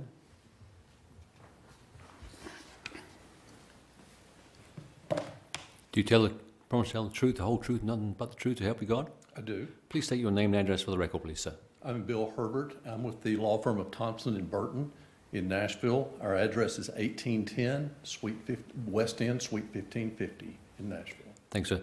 Any comments or questions for what Mr. Logan's report was? Any add-on to it? I've got a little bit of a presentation for you, but I would say that, and this is on me, when Mr. Logan and I first started talking, my client had been telling me that they were going to do some sales on site. They are not going to do that. There's no sales. This is simply truck leasing, and that's all. So I just wanted to clarify that. So we're here before you for a special exception, and thank you all for being here and hearing me tonight. As Mr. Logan said, this property is zoned I-2 heavy industrial. We're going to use the property as is. We're not going to make any changes to the utilities. We're not going to expand the building in any way. We're going to completely as is. The previous use is a concrete pumping company, and I've driven by there, and they may kind of still be in that building, or they may not be. I really don't know. So we're going to be using it to lease trucks. And if you look over in my little memorandum that I submitted to you all on the Exhibit A, these are the types of trucks that they're going to be leasing. And so they're going to be leasing these tractor trailer, but just the tractor component, no trailer component, and medium and light duty box trucks. I was told initially that they would keep about 30 trucks on site. That has been clarified with me. There will be about 15 trucks kept on site.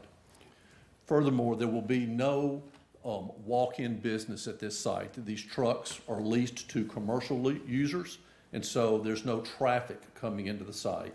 I'm told that the company intends to employ between 8 and 18 people on site.